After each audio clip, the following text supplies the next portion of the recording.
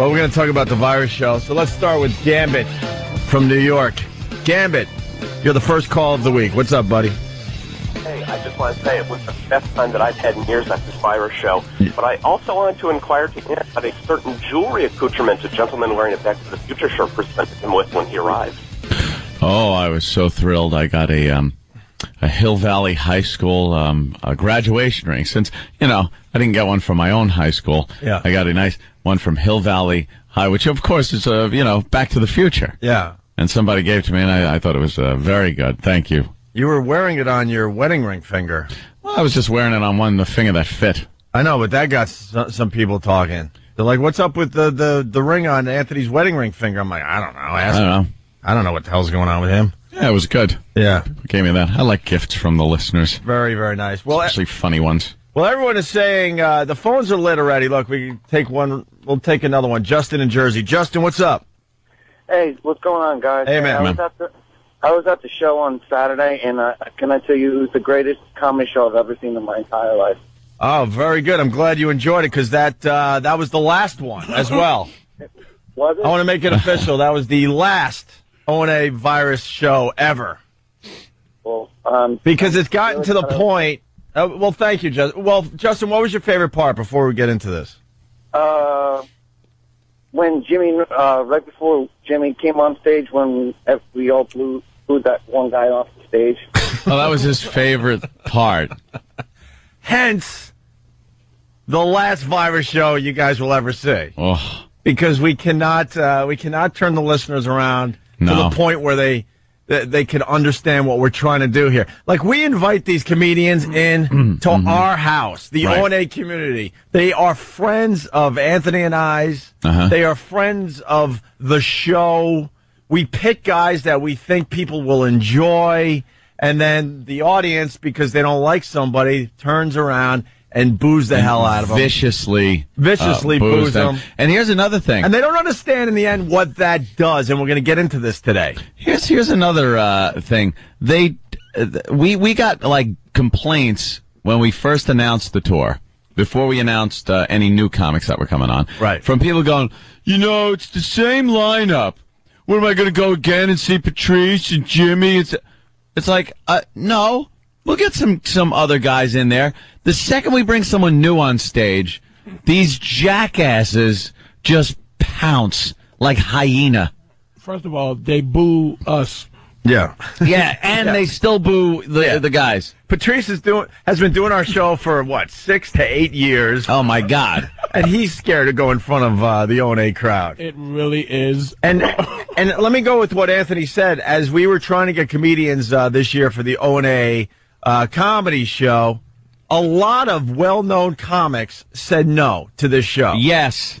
And the reason they said no, it came up over and over again, was because they were scared S-less of our audience. Yeah, they don't want to stand in front of there and get pounded. And we're talking about well-known comedians that turn around, I don't even want to give names today, that said, no effing way am I doing that show.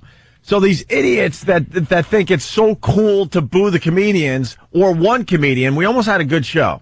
We almost had a perfect show. Everything was going great. Mike Birbiglia went on stage, and once again, they started booing before they gave the guy a chance. And that's my biggest complaint with this whole thing. Oh. If you give a guy a few minutes and then you don't like him, you know what? I can't tell you not to boo. But what I can tell people is, why are you booing before you give some of these guys a chance? Right. In our house. It's our house. And when I say our house, I mean the fans, Anthony and I, the rest of the comedians. Our house. Just imagine you have someone over for Thanksgiving. You invite them into your house, and then as they're trying to eat turkey, you're like, boo, get out. But you invited me here. And they were welling up. Huh? They were welling up because it was just 10,000 innate booers in there anyway. Yeah. And they were just welling up, dude. And here's the deal with Mike Birbiglia. The video of him getting booed is up on YouTube, and people are checking it out. The message boards are going crazy over it. Mike Birbiglia is a well-established comedian. I saw him in Central Park killing in front of 2,000 people. Killing. Yeah. And our audience decided, we're not even going to give him a chance. Who's this open micer coming out? We're not even going to give him a chance. What, is he a contest winner? I think he's a K-Rock contest winner. They decided to give a local comedian a few minutes just before Jim Norton closed the show. Oh, we don't want to acknowledge this guy. Let's boo him to death. So unfortunately, with that, I gotta announce that we just did our last comedy show. Our last comedy show. It. I mean, we'll do the smaller ones maybe, or if Patrice is playing Caroline's, we might get up on stage and go, "Hey, everybody!" I'm just sitting and watching. Yeah. I ain't getting up anymore. Screw it. You know what it is, and the comics, you could see it backstage when they all come in. There's this pall over everything. There's just this infectious cloud of who's it gonna be. You believe in God? I believe in God. You believe in God? I believe in God too. You love Jesus? I do. I do love Jesus. I do. Yeah, they're all talking. They're all milling around backstage, and it's not this lighthearted thing. They're looking at each other like someone's dying tonight. Someone's dying, and it's all it reminds me of these days is when like Proximo gave the speech to the gladiators. Yeah. In Gladiator. And just as your mother was there at your beginning, I shall be there at your end. And when you bomb, and bomb you shall, your transition will be to the sounds of, "Boo, you suck! Get off the stage!" Comedians, I salute you.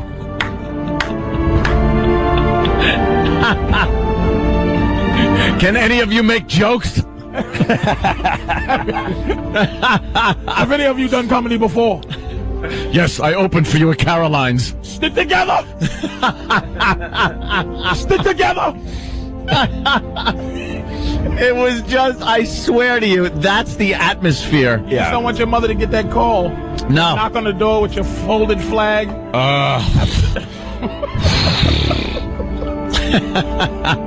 Yeah, I got some bad news. Let's go. Stick together. Stick together. That's what it's like backstage. It's like underneath the Coliseum. Sure. Just waiting to pop up and get a big mace in your face the second you come out. Comedian, what's your name? And as each comedian got off the stage and came backstage, whatever, they were pretty much crying. Like, I made it. I made it. They made it. Oh, thank God. Hugs. You know, had to be like kind of helped off into the back into the green room. One guy on each arm, just helping him back to the green room like he's a wounded soldier. Spiderweb tattoos. Right. I got to look at in the daytime. Yeah, I mean, I go on in the daytime when there's sunshine out. Yeah, there's still sun out. Just I'm looking, dude. I'm just looking at these guys with spiderweb tattoos on their eyeballs. Yeah. These people who I don't even read the message boards anymore, but you know they're there. Those haters. You know what's pathetic? You have to focus. I looked at Greg Giraldo, and it's like you don't want, when there's comics that's been doing comedy forever, you don't want to look at him and go, "Hey, kid, here's some advice." Like 47 of them. I go, "Listen to me.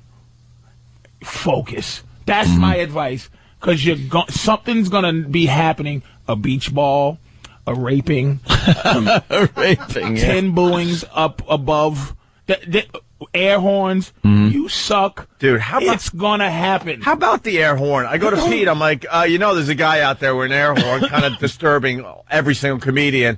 And Pete goes, "Yeah, I know. It's kind of cool." He goes, "It's kind of cool. It's kind of cool, like, because he's not doing it during the jokes, just as a punchline. Like, it's kind of cool. Punchline? How about the comic does the punchline? You know what's kind of cool? I'm never doing one of those again. That's what I find kind of cool. I'd love to go to where that guy works and just blow an air horn as he's trying to friggin' fill out his TPS reports. It's kind of cool. Faggot. Don't you think it's kind of cool? I'm like, no, it's disturbing the comedians. It's not kind of cool. People who've never done comedy sick of me. Just, hey, what's the problem? Be funny. Yeah. Go ahead. Hey, funny man. When somebody 57 is showing their breast while you're on. Let me just focus through this 15 minutes while somebody's grandmother wants a Otto and George T-shirt. Just shows you those rotten peaches. Those udders. Hey, Getting back to, like, as we were trying to get this lineup together, and a lot of guys a few guys that did the show in years past and had a good time, they just said no way. Because they couldn't handle the pressure and the build-up leading to the show, wondering if these asses are going to boo them.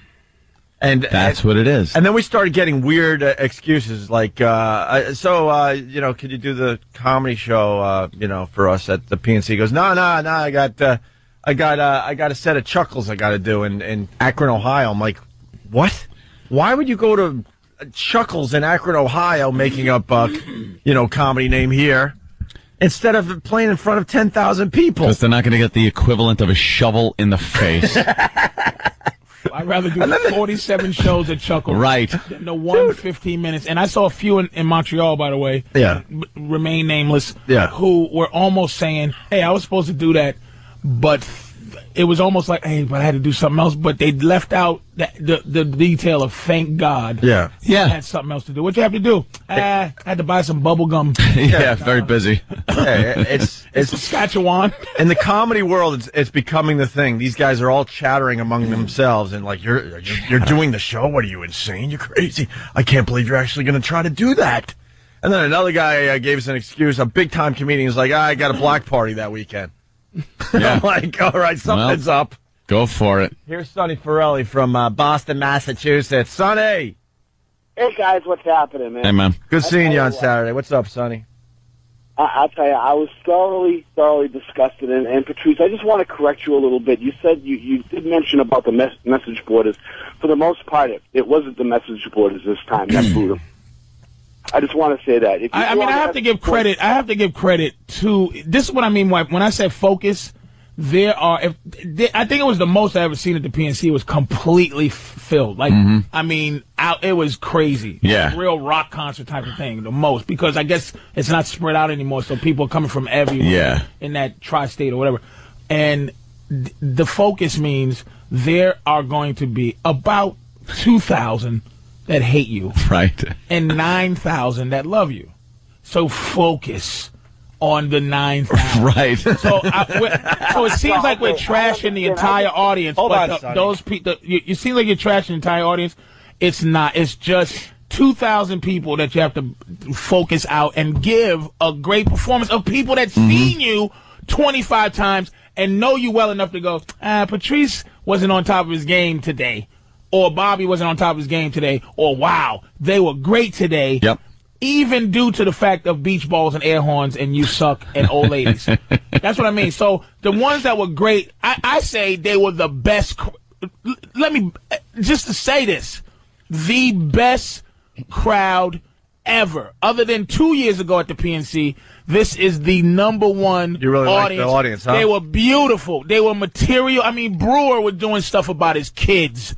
And they were beautiful. Yeah. But they were good for that crowd. Right on. Sonny, what were you saying? We don't know who booed. I'm not saying it was the message boarders. I'm not saying it's the satellite radio crew. I'm not saying it's regular radio. I have no idea. But the fact remains that all the people that went to the show on Saturday know this radio show pretty well and know that we were pretty much telling everyone, could you do us a favor and not boo the comedians? Because we're really trying to, keep this thing going past this year.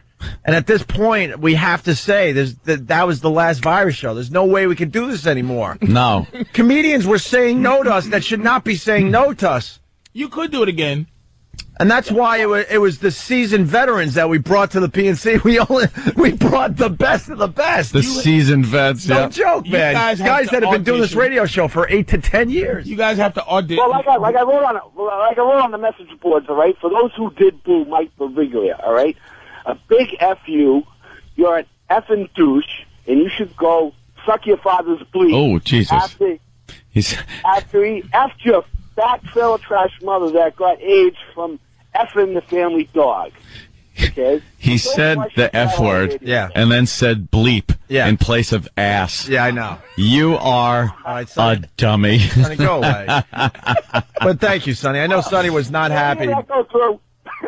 I know Sonny wasn't happy with what went on with the booing with Mike Birbiglia. And we were starting to feel pretty good. We're like, oh, my God. It's happening. Oh my God, we're making it. We're going to get through this. The audience is loving it because that's the feeling backstage. Like, okay, I think we're going to get through this. And I start hearing booing, and I come out to the backstage area, but I can't see who's on stage. And then all it is, it's this thing. I go up to Opie and go, "Who's out there?" He goes, Birbiglia. I'm like, it's like, Birbiglia's getting it. It's like watching an old war movie. Who's out there in the brush? It's Kowalski. Right. They got Kowalski.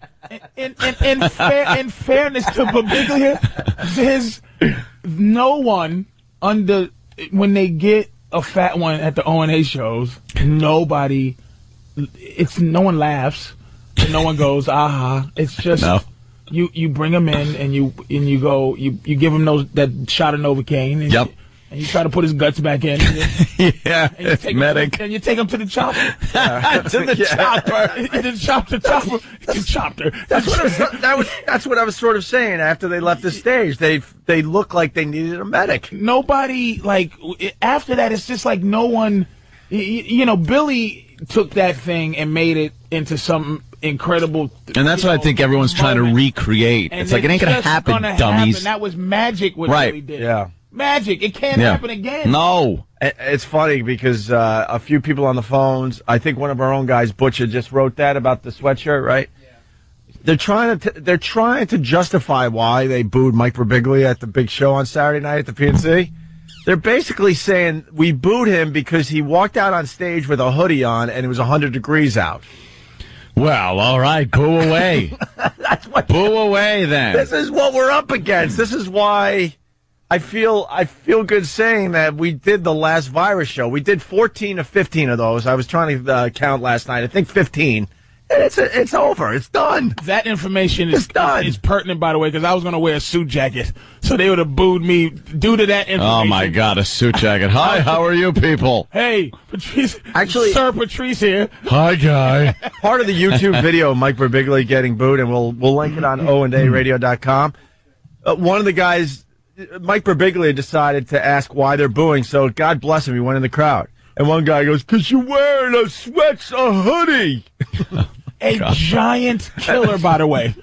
That guy is. I'm sitting here doing the cross over my chest for Mike. When he did that, and I'm like, oh my, they're gonna beat him up, and not even Kenny is gonna be able to stop him. No, they're gonna beat up Mike. They're just gonna kill him. Those were guys that beat Mike Birbiglia's up. Sure, the phones are lit. Let's say hi to Spyro or Spiro. Spiro, Long Island, what's up? Good morning, gentlemen. I had an excellent time. Patrice, I never saw you before, but that was fantastic, sir. It's fantastic. Thank you. But I think you take that same crowd and put them inside of a comedy club. They're just going to sit there with a little mouth shut, sipping their drinks because they're scared the bouncer's going to beat their ass. How about a big you're wrong? What's that? How about a big you're wrong? Well, yeah. Dude, it's you put them in there. They're not. One thing they're not is it's not a lot of phonies. And here's the thing. They're split up into who likes who in the comedy clubs. So out of all the comics that come on the show, mostly just your fans will show up, not the ones that's going to boo you. But those dudes, they will do it if they decide to. They're not going to sit there and just be quiet. I've seen it. I think we deserve not to have another virus show. Look at him. We deserve it. No, honestly, I'm not kidding. We can't have another one because it's gotten to the point. We had a really tough time getting this lineup together. That's why it was a lot of guys, and we wanted all these guys that you saw, but we were also trying to spice it up with some big names and some other people that are well known in the comedy world, and they all said no to us. Not because they don't like us. All these guys do the show from time to time, but they're just they've heard all the stories and the chattering that's going on.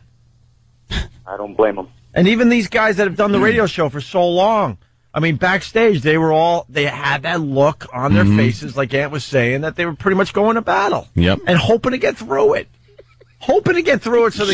So they could go home for the holidays and see their family again. That's all they were thinking. It's kind of exhilarating, though, because you do get complacent. That 10,000 maniacs, the 10,000 fathers of Freddy Krueger out there. Right. when they do, it is exhilarating, man. It's just when they love you, it is something to behold. It's just. It really is a great thing, but it's just that nerve-wracking. In the end, the fans are going to do what they're going to do. I understand that, but they sometimes this is all I've ever asked. You gotta look at the bigger picture and realize what this ends up doing.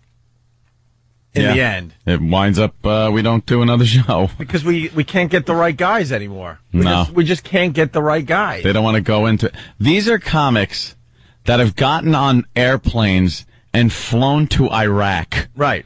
They have done shows under mortar fire. They have flown into Baghdad airport in military maneuvers in C-130s that are the scariest landings you'll ever have. Yeah. Yet they don't want to get in front of our crowd. Yeah. And comics who do an hour and 10, hour 15. Right. Hour 20 on stage, regular basis, 5 shows in a row. The 10 to 15 minutes you had to do, as there's a big clock in front of you, you're counting down and you're praying as each joke does well. Yeah. Oh. And some of the, I could say this. Some of the names that said no that shouldn't have said no. Nick DiPaolo, Dave Attell, Bob Saget. Okay. Jimmy Fallon was going to be our special guest, by the way. Yeah. And I think he heard the chatter. He did, right? He heard the chatter, and all of a sudden it's like, no, I got to go out to L.A. and I got to start practicing because I'm taking over for Conan O'Brien on the internet. That was his excuse. Yeah. He was basically saying, I can't do this. I'm too freaked out by your audience. Of course. Jimmy effing Fallon. Vicious. We want to go, ladies and gentlemen, Jimmy Fallon. He really wanted to do it, but then he started asking around, and all of a sudden, man, the excuses came out heavy. Yeah.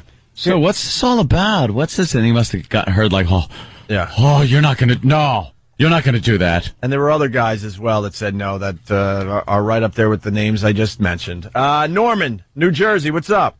Hey, what's up, man? Norman? What's up, buddy? Yo, I'm just I'm with Patrice, like, you got to focus. Like, this isn't only a crowd. You guys are a comedy show. You guys bring a lot of comedy to us, so, like, we're harder to impress. And that's not our fault. That really isn't our fault. We threw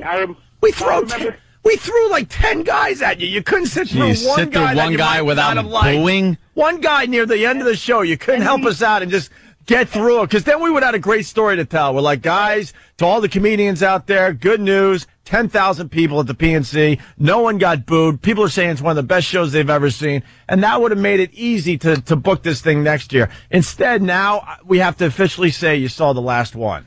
All right. But I'm saying is, I met you at a Dane Cook show, and I watched you watching Dane Cook during that show, and I'm thinking, look at Ope. He's seen so much comedy that he's watching Dane Cook right now, and he ain't even laughing. I watched you that whole show, bro. You didn't laugh at all. Yeah, but did he boo, you idiot?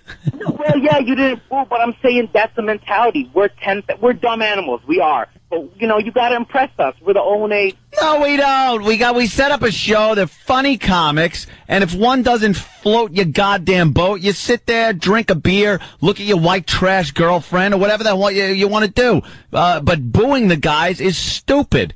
Dude, it's stupid. And Norman, hold on, because I got to defend myself. I think Dane Cook's a very funny comic. I see so much comedy that I'm not sure. Shut up! I don't know what show. No, I'll explain something. I don't know what show you saw me where I wasn't laughing at Dane Cook, but I also look at some of these guys in a different way, and I study what they're doing on stage, and I'm almost not paying attention to the jokes because I like to see how some of these guys, work a room. Like Dane Cook was doing Madison Square Garden with just him and a stool, and I found that fascinating, and that's what I was kind of studying. Like, wow, all right.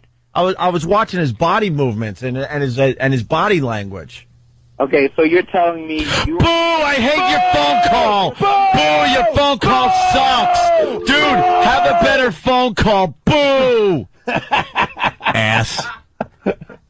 Guy's trying to make a point why he booed the comedians, because he expects more. Go screw yourself. It's too bad because, this virus show thing we really enjoyed doing. It's fun. It's over, Johnny. It's over. And we kind of really asked for a favor after the animation festival when they booed Dan Natterman. First of all, we were throwing a few, comedians at you just to break up all the animations we did at the animation festival. Yeah. And we decided, this guy's a little quirky, a little strange, but he's pretty popular in the comedy world. Yeah, let's throw Dan Natterman out there. The audience will at least give him a chance. They didn't even give him a chance. And even then, we're like, all right, please don't do that anymore. Please. Yeah. Because there's a bigger picture here we're trying to protect. Mm-hmm. And quite frankly, from a comic standpoint, Dan Natterman's situation, it may have been the funniest dealing with a booing I've ever. He started doing Shakespeare, which was almost genius. It made me laugh so hard that he would do what he did, man. But that one at the PNC, you almost want to go out and give a speech, one of those, hey now. Hey, what are you doing? What are you doing? Because it was just like, what the hell? All right, really fast, because we got to take a break. Glad I saw the Virus show in Vegas before you canceled the tour. Fans were like 2-year-olds. They just want to do Bill Burr moment, the Bill Burr moment over and over. We talked about that. Birbiglia was overwhelmed by the crowd size. I was there. Y'all white boys party different. Birbiglia didn't fit in. Birbiglia get booed was awful. Fans should give him a chance. Don't take Virus tour away just because of this. We had a tough time booking this one, and the reason was because the comedians know what happens to some of them, and I'm sad to say it's over. It's over, Johnny. It's over, Johnny. Let's say hi to Garrett. Garrett on Long Island. It's over, Johnny. Hello. It's over. Garrett. Hello. Yeah, what's up? Hi, how are you guys? Good. I saw the show Saturday. It was bloody brilliant. I loved it. My friend and I saw it. But we were it was so bloody awful about Mike Birbiglia. And I'm somewhat ashamed to say I was a part of that crowd, even though it was a great show. I was so sad because he was on the show a week or two ago and he was saying how afraid he was that this was going to happen to him. Oh, God. Well, we really needed a perfect show. We're backstage kind of like high-fiving and everyone's kind of nodding like, look, see, this is good. And that would have ended the feeling some of these comedians get. You know what that would have ended it, and we would have been able to book whoever the F we wanted next year. You know what the problem was? Also, he was backstage, and he was going up to people going, hey, did you see a picture of my best gal? I'm going to see her when I get back home. I'm going to marry Sue when I get home. Here's a picture of her.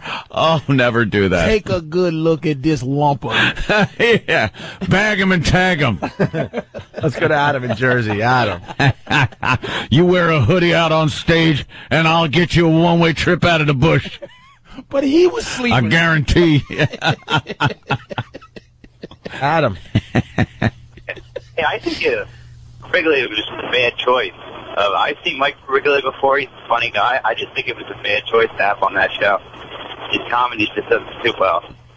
Well, Adam, after 20 comedians said no because of what they've been hearing, the rumors they've been hearing, I thought it was a great choice.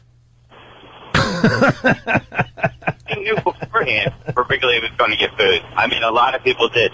It's comedy. They just stick around. Well, Like it's comedy. I don't think we tried. I don't think it's ever gonna. People got to understand the big picture, and they don't understand the big picture. And now we have to say goodbye to the Virus show. You think you know about bombing? Well, come on, pothead. Tell me about bombing. Let's take our first break. We got lots to do today. Yep. We got Larry King drunk tapes. Remember that beheading story? We got police tapes of the beheading. Oh, we'll explain. Yeah, it took a funnier turn than just cutting the guy's head off. So we do a whole black-white thing on this show, and we got Patrice O'Neal sitting in for Jimmy, who's out doing the Bob Saget roast, flying back today, I believe. He'll be in tomorrow. But, man, it's always crazy white dude. This is crazy. It wasn't. This is... What was he? No, was he... He was a big, giant Asian or some Eskimo or something. Canadian. He was. Was he one of the natives? He was something. Canadian Native American. Is that what you were going to say? Wasn't a white boy. Yeah, was he a Canadian Native American? Yeah. Oh, it's a big Asian dude. Asian guy? Asian, man. Wow. Wow, really? That doesn't fit the profile. Nope. I would have bet $10,000 it was a white boy. Just crazy white guy, yeah. Nope. People are saying that they might have just got a little uncomfortable after our dumb car giveaway, where Pete's like, "No, this is great. No, it'll be great in the back parking lot." Oh, we'll get into that after the break. Without the camera going out, the car giveaway thing wasn't all that bad. Well, how about you make sure the camera doesn't go out? I know. This is a professional effing show. We were making some funny jokes about the people and stuff, but yeah. We'll explain that after the break. Yeah. We'll explain that after the break, too. Patrice O'Neal sitting in today. It's Opie and Anthony. Stay there. Hey, Patrice O'Neal. It's the Opie and Anthony Show. 877-212-ONA. I want to say hi to all the fans I ended up meeting on Saturday. Yeah. We just killed a lot of people, but the fact remains that met a lot of cool people, a lot of appreciative people. Yeah. K-Rock girls were They were rocking. delicious. They were partying out in the lot again, which was really cool, hanging out. This year's strippers. Yeah. a lot of ones that look like Peg Bundy. Peg Bundy. And stripper clothes. Oh, God. There was one that was just a mess. Not to be unappreciative, Just a mess. but there was a couple of aunties. Yeah. Auntie? Hi, auntie butt cheeks. Boy, oh boy, it was a couple of cruddy ones. It was some delicious ones. Yeah. But the K-Rock girls, for the most part, Oh, yeah. I would say was batting Hall of Fame numbers, even above baseball, probably 80%. Yeah, very Young, good. delicious, brand new girls. There was a couple of cheese balls that was floating around. I think the K-Rock girls are going to be coming in here this week, next week? 3 weeks. In a few weeks, and we're going to help pick the K-Rock team. Yes. All right, yeah. So we're going to have fun with that. Yeah, of course. And we'll get back to the discussion on the virus show that happened Saturday at the PNC Bank Arts Center. People are just waking up. The headline, if you were there, you just saw the last one. Simple as that. We can't go on. No. We just can't. We can't go on. We can't. And you know what? We did good. We did 14 or 15, I believe, of those things, and we did good. Unless you hold a comedy draft. Well, maybe we come up with some new idea. Maybe we all just go camping. Let's just do a camp trip. We found out late last week that good old Fareed, he sort of was a friend of ours, sort of. I don't consider him a friend of mine whatsoever. The only time the guy called me in the last 2 years, by the way, was for my birthday. Now, just say happy birthday. And I even said to him at the time, I go, Fareed, where the F have you been? All hell is breaking loose with your company. All hell is breaking loose with the people you left in charge to decide what markets Anthony and I should be in. Mm-hmm. And they're taking us out of all your markets. Where the F have you been? I've been in hiding. Yeah. He says. I don't. I'm not friendly with people like this. It's strictly business. I understand that, but this is no way to do business. I have not heard hide nor hair from this guy in I don't know how long, and all he's doing has been yanking us off of all of his stations for some reason. What is it? Us goofing on the crap stock that we bought in at $19 a share, and it's down into pennies now? Is that it? Was it to take the money and run friggin' pump and dump that you got us into there, Fareed? Because for some reason, even business-wise, not even talking friendly, Fareed's the head of Citadel Broadcasting, which I call something else that sounds like Citadel. Okay. Yes. When we got in, the shares were $19 a share. That was the IPO, and I believe it went up to $21, $22, I think was his high. Should have bailed. That up. Should have bailed right there. Now it's around $1 a share. $1 a share. So that shows you what's going on with this company. Go ahead, Anthony. Anthony was in a good rant there. It's awful. And, business is one thing, but there is also some kind of professional courtesy. I'm not even calling it a friendship. It's professional courtesy that you should get a call from the CEO or even somebody else. Judy in Ellis. Charge. Right, Judy Ellis, his crony there. Actually, I'll throw another name at you. Kevin Legret, I sort of go back with him, but I always thought he was kind of a phony. He's like good friends with Brother Weeze, and he runs like the Syracuse station, the Buffalo station. So when all that was going down, I got his email. I go, Kevin, you got to be kidding me. What the F is going on? Why don't you give me a call or at least write me back and explain what the F is going on? Professional courtesy. Professional courtesy, like Ant's saying. Never got an email back. The guy hid. Haven't heard anything except from Google News alerts that tell me that, and the show is off in this Citadel market or this Citadel market. And a lot of people are like, what's with O&A? They're getting, like, booted from all their markets. It's like, no, we're getting booted from the Citadel markets. That's the company that has decided they are taking us off the air and putting these slappy and wappy shows on. Well, that are going to tank. Mark my words, they're going to tank. Well, in Syracuse, they put a show on called Shut Up and Rock. Shut Up and Rock, where they have such faith in the jock that they just want them to shut up and play music. So if this doesn't show you how dumb this company is, they decided that they're going to compete with iPods. That's brilliant. Yeah. And then in Buffalo, the PD, who I'm relatively friendly with, he wrote me a couple times when all that was going down. He goes, dude, they're making me do mornings. I haven't done a radio air shift since college. Since college. Oh. So then it leads to this Grand Rapids, Michigan situation.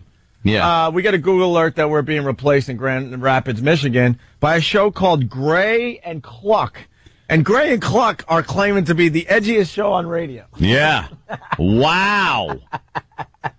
I got to hear some of this edginess. And it's another Fareed/Citadel move. So we figure, all right, what the hell? Let's listen to Gray and Kluck. They must be the brand new Howard Stern. They have to be if they're the edgiest show on radio, Edgiest show on radio. And I like what they said about, because all these guys bring up the local angle. And that's what it is. Like, they get rid of us and go, yeah, we're going local. And it's like, because people have wanted local radio for Western Michigan. Yeah. I sit there and go, for Western Michigan? Ready? They want local? Here's Gray and Kluck. All right, let's sample some Greg and Kluck. This is what replaced us. You know, when you get replaced by maybe Sean Hannity or Rush Limbaugh, which has happened in the past, you're like, okay, well-established show, and they're obviously taking a whole different direction with this radio station. They decide to go into, politics. Right. And all that. Yeah. But to replace us with Gray and Kluck, it just shows you that your company is doomed and you have no effing clue what you're doing. And one of the guys is the friggin' program director, which makes it disastrous show. Well, because they're trying to save some bucks. Of course. So they get the program director to also host the morning show. And the sad part is they weren't paying us much money. No. Not that we're crying poverty, trust me. But when you know what you're making and then they boot you to put the program director on the air and pay him just a little less than they were paying Opie and Anthony, then what is wrong with your company? We were doing that douchebag Fareed a favor. And let me be honest with you. Oh, wait a minute. I used the DB word, so I'll do it again. Hold on. We were doing that douche Fareed a favor. Believe me, it was nickels and dimes just to go on his stations to do him. He friggin' contacted us that he wanted us on his stations. And we were doing well. And then he figures, instead of nickels and dimes, he'll get these guys and pay them pennies and bring them on and try to save his company because his stock went from $19 down to 85 cents. Mm-hmm. And that means we got to go and they got to drag in program directors and janitors to do morning shows. Save money. And that's the bottom line. They're doing this to save money. And, I hope it works for you because, well, let's see. Let's see if it's working for them. This is some audio of Gray and Kluck. These guys replaced us in Gray and Kluck. Ugh. Hey, I know I have a dopey radio name, but it's a dumb nickname I got when I was 12. These guys actually come up with names like this, thinking it's going to be the next great thing in radio. Gray and Kluck, everyone. Top of the morning. What's up? 6:02 Monday. I believe that I had the world's worst night of sleep ever. Yeah? Yeah, I don't think I shut my eyes for more than about 11 and a half minutes at any point during the night. One of those where you look at the clock like, 7 minutes since the last time I looked at the clock. Yeah, that sucks. 6 more minutes of my life has gone by. Yeah. Well, that'll be fun to deal with today. Yeah. You just heard the edgiest show on radio, Gray and Kluck. Pew, pew, pew, Gray and Kluck in the mornings. They actually said the edgiest show on radio. We're going to be abrasive, they said. Yeah. They're going to take it to the edge, man. And the guy, I didn't sleep for more than 11 minutes. Anthony hasn't slept since February. Right. Shut it. Tired of it. I tell you. My God. Gray and Kluck. Pew, pew. Bet you they use a lot of lasers in their station promos. Pew, pew, pew. Or the deep voice. Gray and Kluck. You're not going to believe what you hear. Mornings. Want to hear more Gray and Kluck? Who doesn't? Patrice? Gray and Kluck? Thumbs up, right? That's what I'm quiet for. I want to. All right. And that's after a weekend in which I had to go see my brother-in-law's new house. That was my crowning achievement. The edgiest show on radio. He's seeing his brother's house. Seeing his brother's house. Pew, pew, pew. Holy Jesus. That was my crowning achievement. Was spending 4 hours on the road for an hour and a half worth of barbecuing in Howell, Michigan. Ooh, Howell. Yeah. That's the local angle. Okay, I'll give him that. I didn't know where Howell, Michigan is. I don't want to know where At least we admit we don't want to know where Howell, Michigan is. Not one time did we talk about Howell, Michigan, Opie. Therein lies our mistake. Right. Gray and Kluck, they barbecue on weekends. They sit in traffic. Yeah. Yeah, former home to the KKK. It's the only thing Howell's known for. Yeah. And this station actually broadcasts all the way to Howell, which I was surprised at. Really? Yeah, because it's over, just the other side of Ann Arbor. It always blows my mind how far you can get with 50,000 watts. Like, you can cover, a third of the state. Mostly what blew my mind was the fact that every time I've talked smack about my brother-in-law, that he might actually be sitting in his driveway going, yeah. No, he's probably not. The edgiest show on radio. Gay and Suck. Pew, pew, mornings. He shut the radio off and went in the house. He's not waiting in the driveway for this. No. I take pride in the fact when we meet some of our fans and they're like, dude, Friday when you were doing that thing, I had to sit in my driveway for an hour. Yeah, it doesn't happen all the time, but it's one of those nice moments. They're not sitting in their driveway over this. Gray and Kluck. After 2 hours, 15 minutes of waiting alongside the road to get onto the lake, I finally make it up to the entrance gate of the launch. I'm thinking, okay, well, it's only 10 cars now. I'll be money in like 3 hours.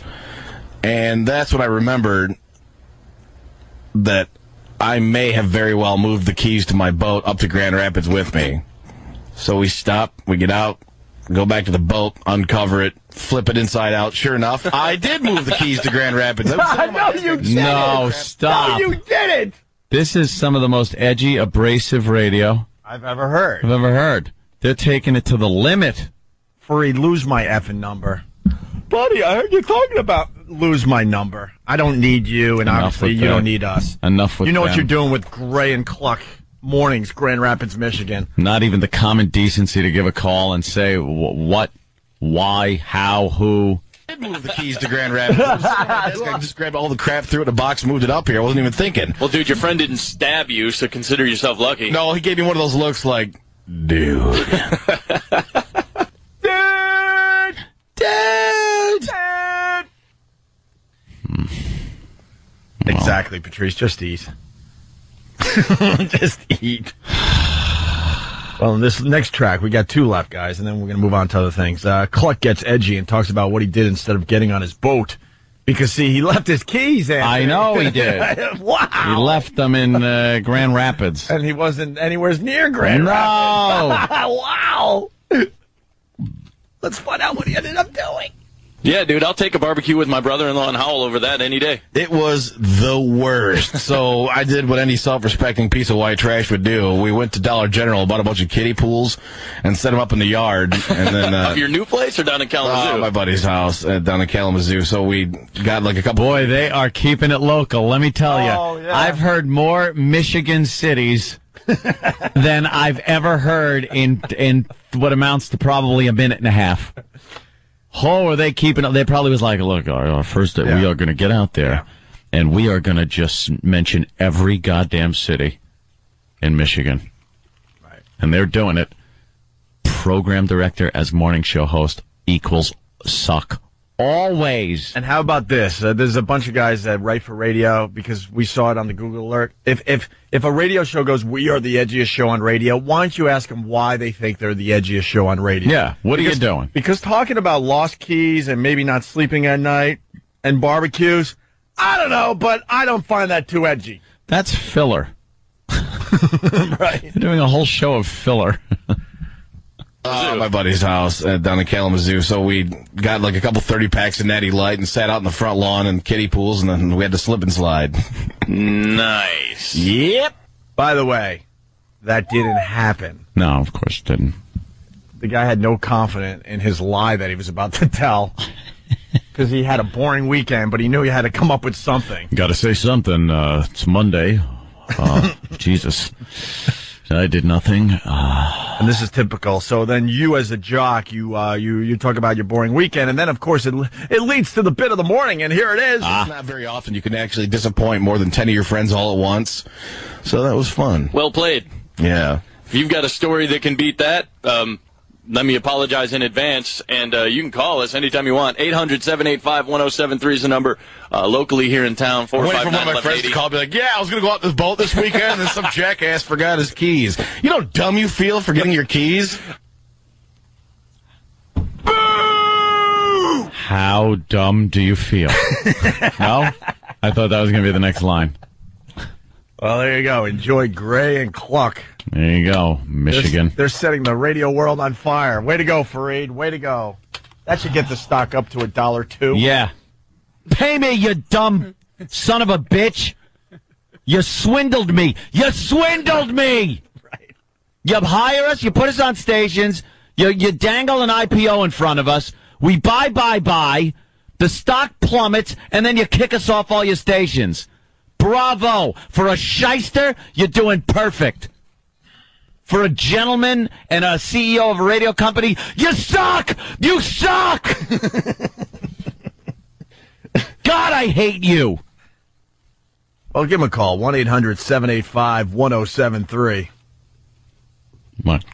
For KLQ. 1-800-785-1073. Gray and Kluck. And that's why, we play the audio of these shows that replace us to show you how ridiculous the radio world is getting. We're not afraid of what we do with our show. And we're like, all right, here, we'll throw the audio out there to prove to everyone how ridiculous this whole business is getting. And they're actually sitting there. Their stupid offices are literally 2 or 3 buildings away. They're sitting there way up at the top of one of these buildings thinking, ooh, Gray and Kluck are going to get the job done. No, they're not. No, they're not. How about you friggin' rent somewhere cheaper to save some money? You have to be on the friggin' 50th floor with a view and everything? In Midtown. All these goddamn radio executives. That's how you save money. Get your friggin' executives and put them on a ground floor. In cubicles. They all need these spectacular views of the river. Right. Oh, well, we got to cut some corners. Get me Gray and Kluck. Get me the program director and, I don't know, an intern. How about you cut some corners by resigning? Fareed, you resign. Yeah. I know you make a bloody fortune from the staffing company. Judy Ellis, why don't you resign? How about that? That would save some money. Put Gray and Kluck in there. Right. Gray could be the CEO, and Kluck could be the VP of programming. There you go. That's saving money. A lot of money. You dopes. But they want to save money, so they throw us off under the guise that they want to go local. Local means crap in 2008. I cannot tell you enough how that doesn't make sense. It's 2008. There's no such thing as local anymore. Where you go to a mom and pop store to rent videotapes. This is not, you're going to the general store. Do you know everybody in the places you go? It's not local anymore. You get on the internet.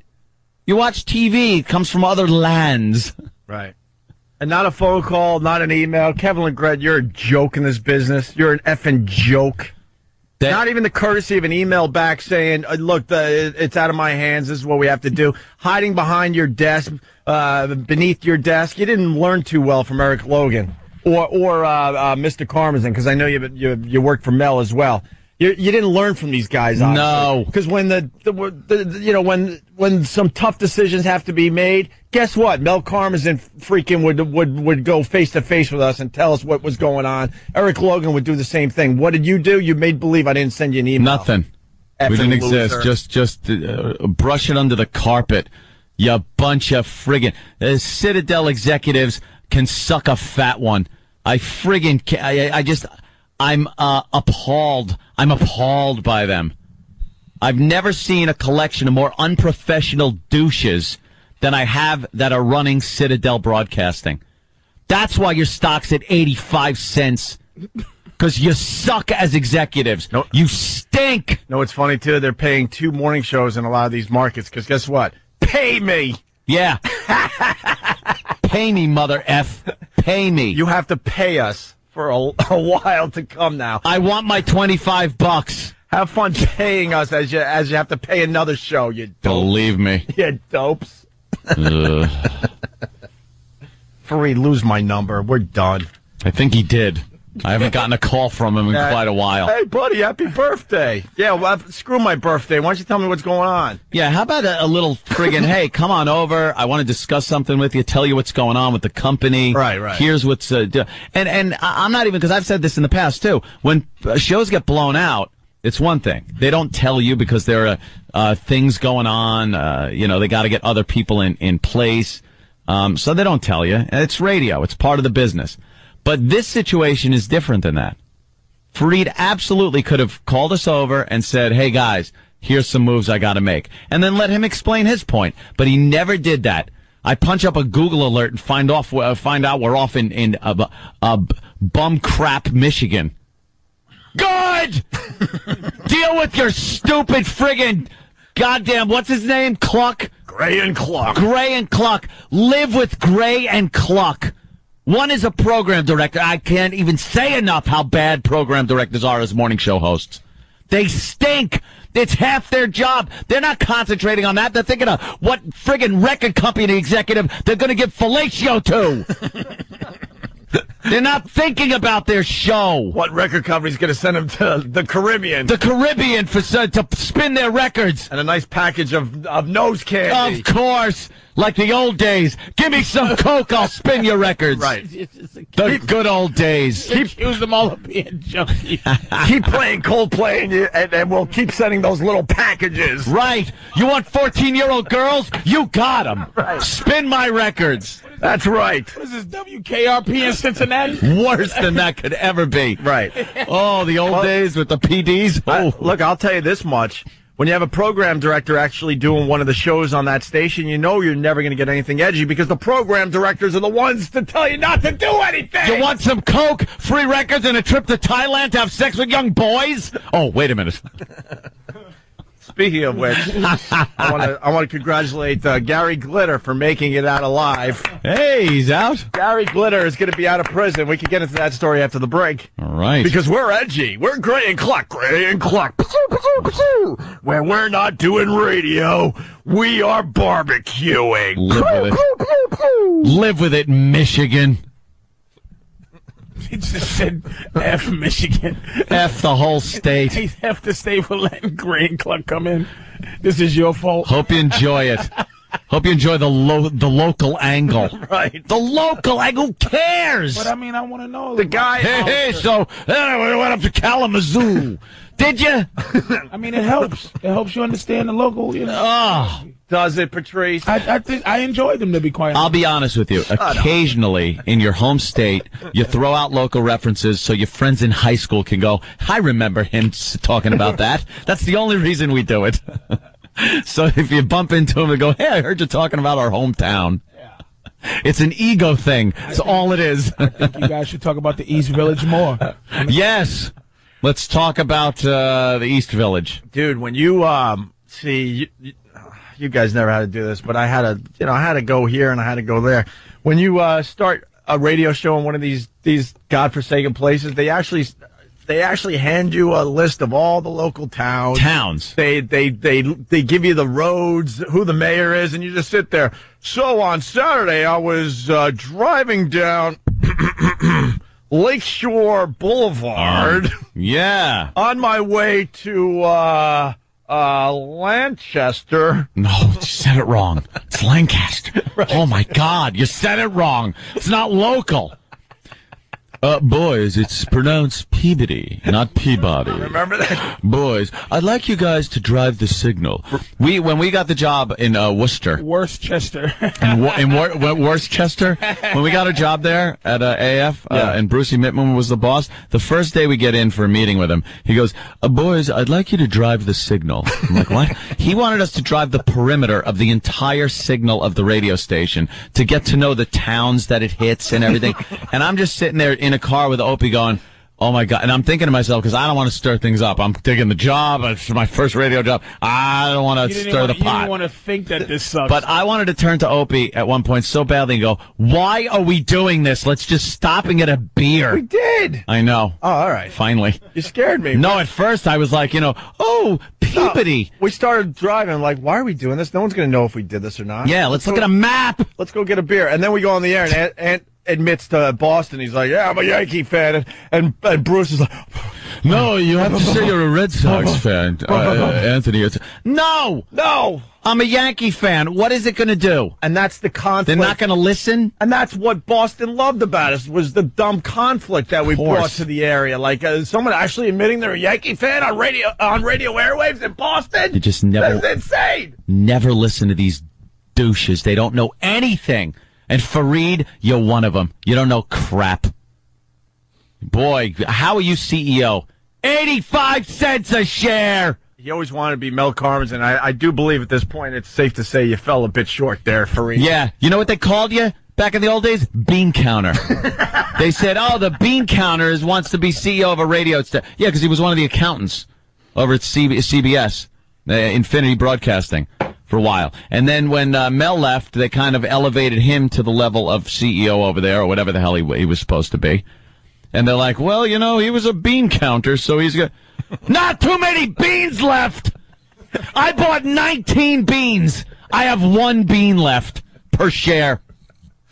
Hey, beans! Not even enough to fart. No. I have 1 bean. Out of every share, I had 19 beans. Dude, it's like... And there were a lot of beans, Naughton. A lot of beans, Naughton! You know what their stock is like? It's like someone gave you 19 M&Ms and said, don't eat any of these, because if you don't eat them, right, it's going to turn into 30. You'll have 30 to 50 M&Ms if you don't touch them. Right. But you can't help yourself. But I have 22 M&Ms, and I got 19, now I have 22. Why don't I just take... No. Hold on to them, because it's going to go to at least 30, probably 50 M&Ms. Next thing you know, you can't help yourself, and you ate 18 of them! And then I looked... and I had a piece of 1 M&M left. I had an M. Why don't you just appreciate your M&M? No. That stock certificate, yeah. I swear to you. I don't even know where it is. I know where mine is. In the garbage? I'm coming in here. I'm going to wipe with it. Nice. Could you do that tomorrow? It's worth more as toilet paper. And by the way, to Fareed and Judy Ellis and Kevin LeGret and Citadel, we don't need you. We're filthy rich. So, well, enjoy paying us until at least January for doing nothing. A little dusty, maybe. Not quite filthy. I just put in a huge pool. It cost a lot of money. Well, this is what I have a mortgage to pay. See, this is what the show has to do after we leave. By the way, I've paid attention to every show that has replaced us. Every show, because I'm obsessive that way. Of course. I'm insane. There's not one success story. Not one success story of a show replacing us and turning that station around, okay? Actually, Hootie and McGillicuddy. Oh, they might have done a little, yeah. This is what Gray and Kluck are saying about us this morning, Ant. We're going to, if nothing else, if we can't do anything else with this show, we will shoot you straight and be honest with you. And if you're an O&A fan, apparently... no one from the ratings ever found you, because if you want to mention to any of the other morning shows in town, you ever want to crack them up, you don't have to try to tell them a joke or a witty story. Just go, Opie and Anthony, and they'll laugh themselves off their bar stool. Really, Gray and Kluck? Off their bar stool? Get Gray and Kluck on the phone. Let's see if they want to discuss this. See how honest, stupid Gray and Kluck want to be. Let's discuss the Opie and Anthony radio career. with the Gray and Kluck radio career. We're a joke now in this business? Really? Great. That happened? How about we give it about, you know what? We'll give it 6 months, and then we'll go back we'll see how you're doing. We'll revisit the Gray and Kluck show. Gray and Kluck. We'll see how you're tearing it up. Guarantee there's going to be no ratings for Gray and Kluck. We'll see how you're tearing up the ratings. Ugh. We keep it local. Kalamazoo. We're fired up this morning. Opie and Anthony, we don't use lasers to promote our radio show. Lasers. 877-212-0-A. So, we were taking off just about every Citadel station, and I'm sure the last 2 or 3 will be taken off now that we're bitching more. Yeah. Because that's what's weird about radio. These guys can't take it when you complain and bitch. Sometimes you just got to get it out of your system, so go after yourself. And we've been told it's a cost-cutting move because the company's in serious trouble, right? So I was aware of this, actually, but it was just handed to me. On June 4th, 2008, this is public record, so I could read this. Fareed, who's the CEO of Citadel Broadcasting, decided to take advantage of the fact that his own stock is really low, and he decided to buy 4 million shares. Oh, at what? $1.72. Ouch! 4 million shares at $1.72 a share. Yeah. And what are we looking at from Friday? What was the 84 cents? So here's Fareed lost a couple of bucks. So he buys 4 million shares at $1.72. Get rid of Opie and Anthony. He decides to take advantage of the fact that his company sucks and goes, you know what, I can make a quick buck. Yeah. First of all, if you can buy 4 million shares of a stock, then you shouldn't be getting rid of us because it's a cost-cutting move. You're doing just fine. He thought it might instill some confidence. Well, according to some quick math, Fareed on that acquisition lost $3.5 million. Oops. That has to suck. Hello.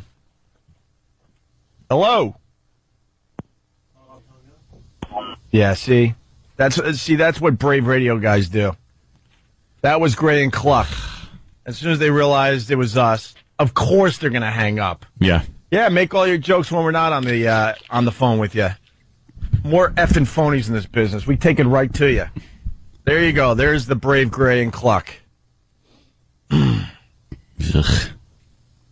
you go. There you go. All right, want to move on to the bus decapitation story there? Yeah, let's get the funny back on the show. Yeah, let's get the funny back on. This story hit last week. We had a lot of fun with it. You heard, right, Patrice? Oh, it's crazy. Passenger decapitates man on a Greyhound bus, and they really don't know why he did this. Like crazy? Yeah, it has to be just crazy at this point, right? Canadian. And the description of the beheading was unbelievable. You want to revisit the audio before we play the new audio? Please. In case people didn't hear it last week. It's worth hearing again, the description of what was going on this that is amazing, man. This horror ride. I don't understand how it's not the biggest story on the planet right now. It is to the people on that bus. That's something they will never forget. Look, ever. Man, there's a clip. I don't know if you got it, or there's a clip of one of the people explaining. Yeah, that is the best clip. But there's one guy who is just so small you can miss it. He goes, yeah, I was just sitting there going, God, man, I'm watching him hold his head against the wall. I just had a cigarette with this guy, and he goes, the head.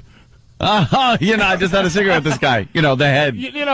Because he didn't want people confused. He had a cigarette with the killer. With the killer. The head. I'm like, what? He had a smoke with the head. Wow. Just to reiterate.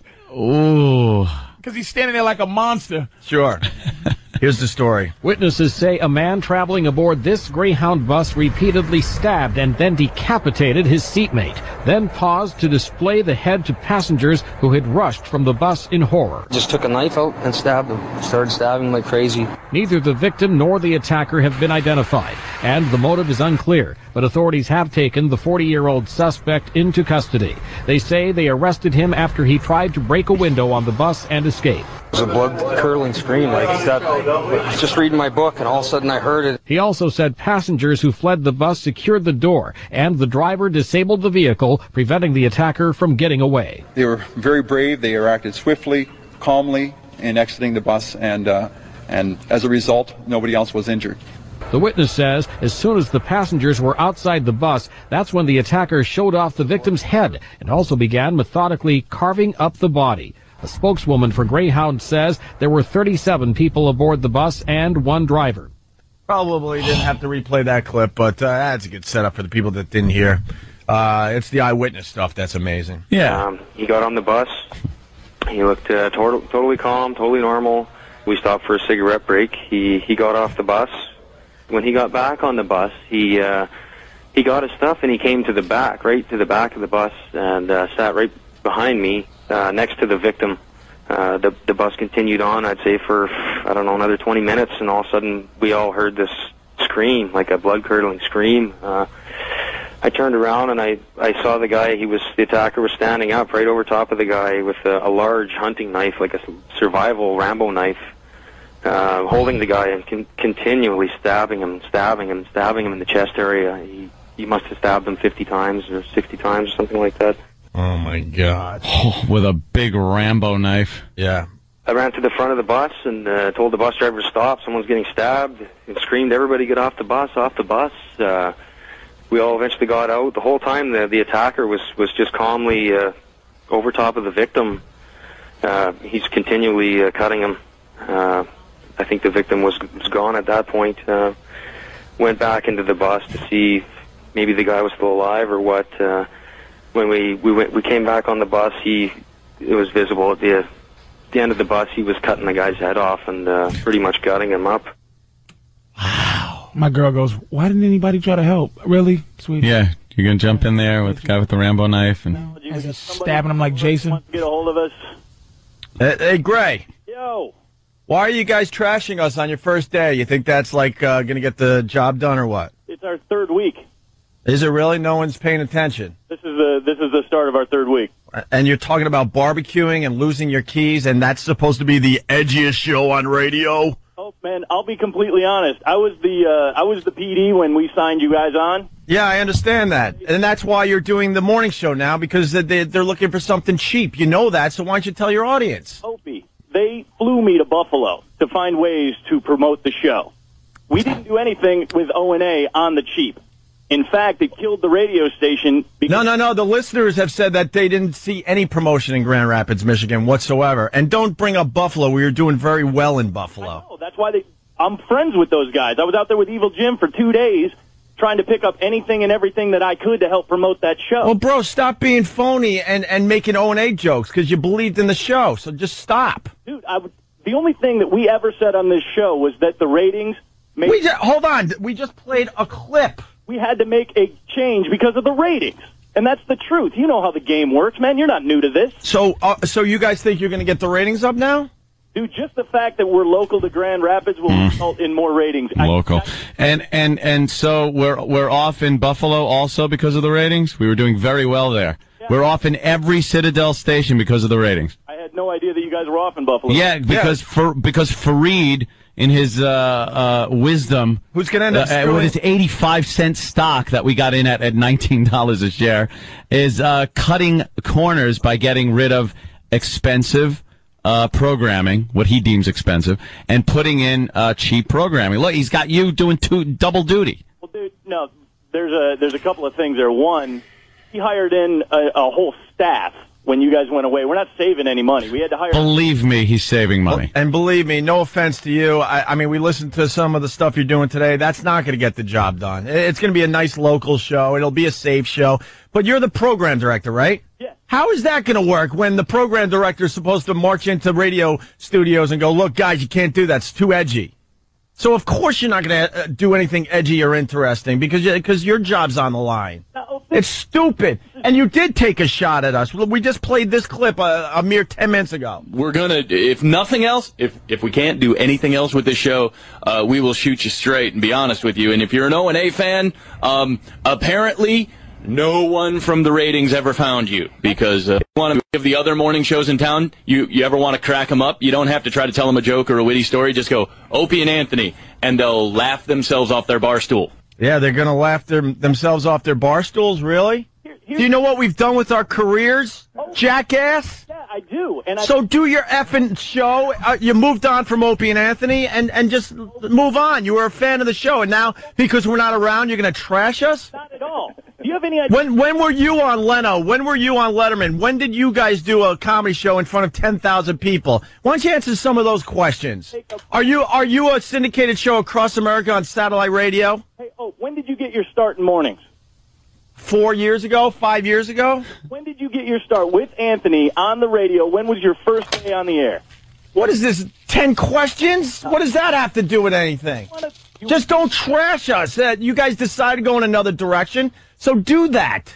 Dude, you know damn well you guys were fans of the effing show. All right, so it didn't work out. Don't take your stupid shots. I told you, dude. Our careers are what they are. We've done very well for ourselves, and you know that. And it didn't work here. Do you have any ideas, the PD? And who's the dope laughing in the background? What have you done with your stupid career, dope? Do you have any idea how annoying it is over the last 2 years to have this station beaten in Morning Drive by the Free Beer and Hot Wing show?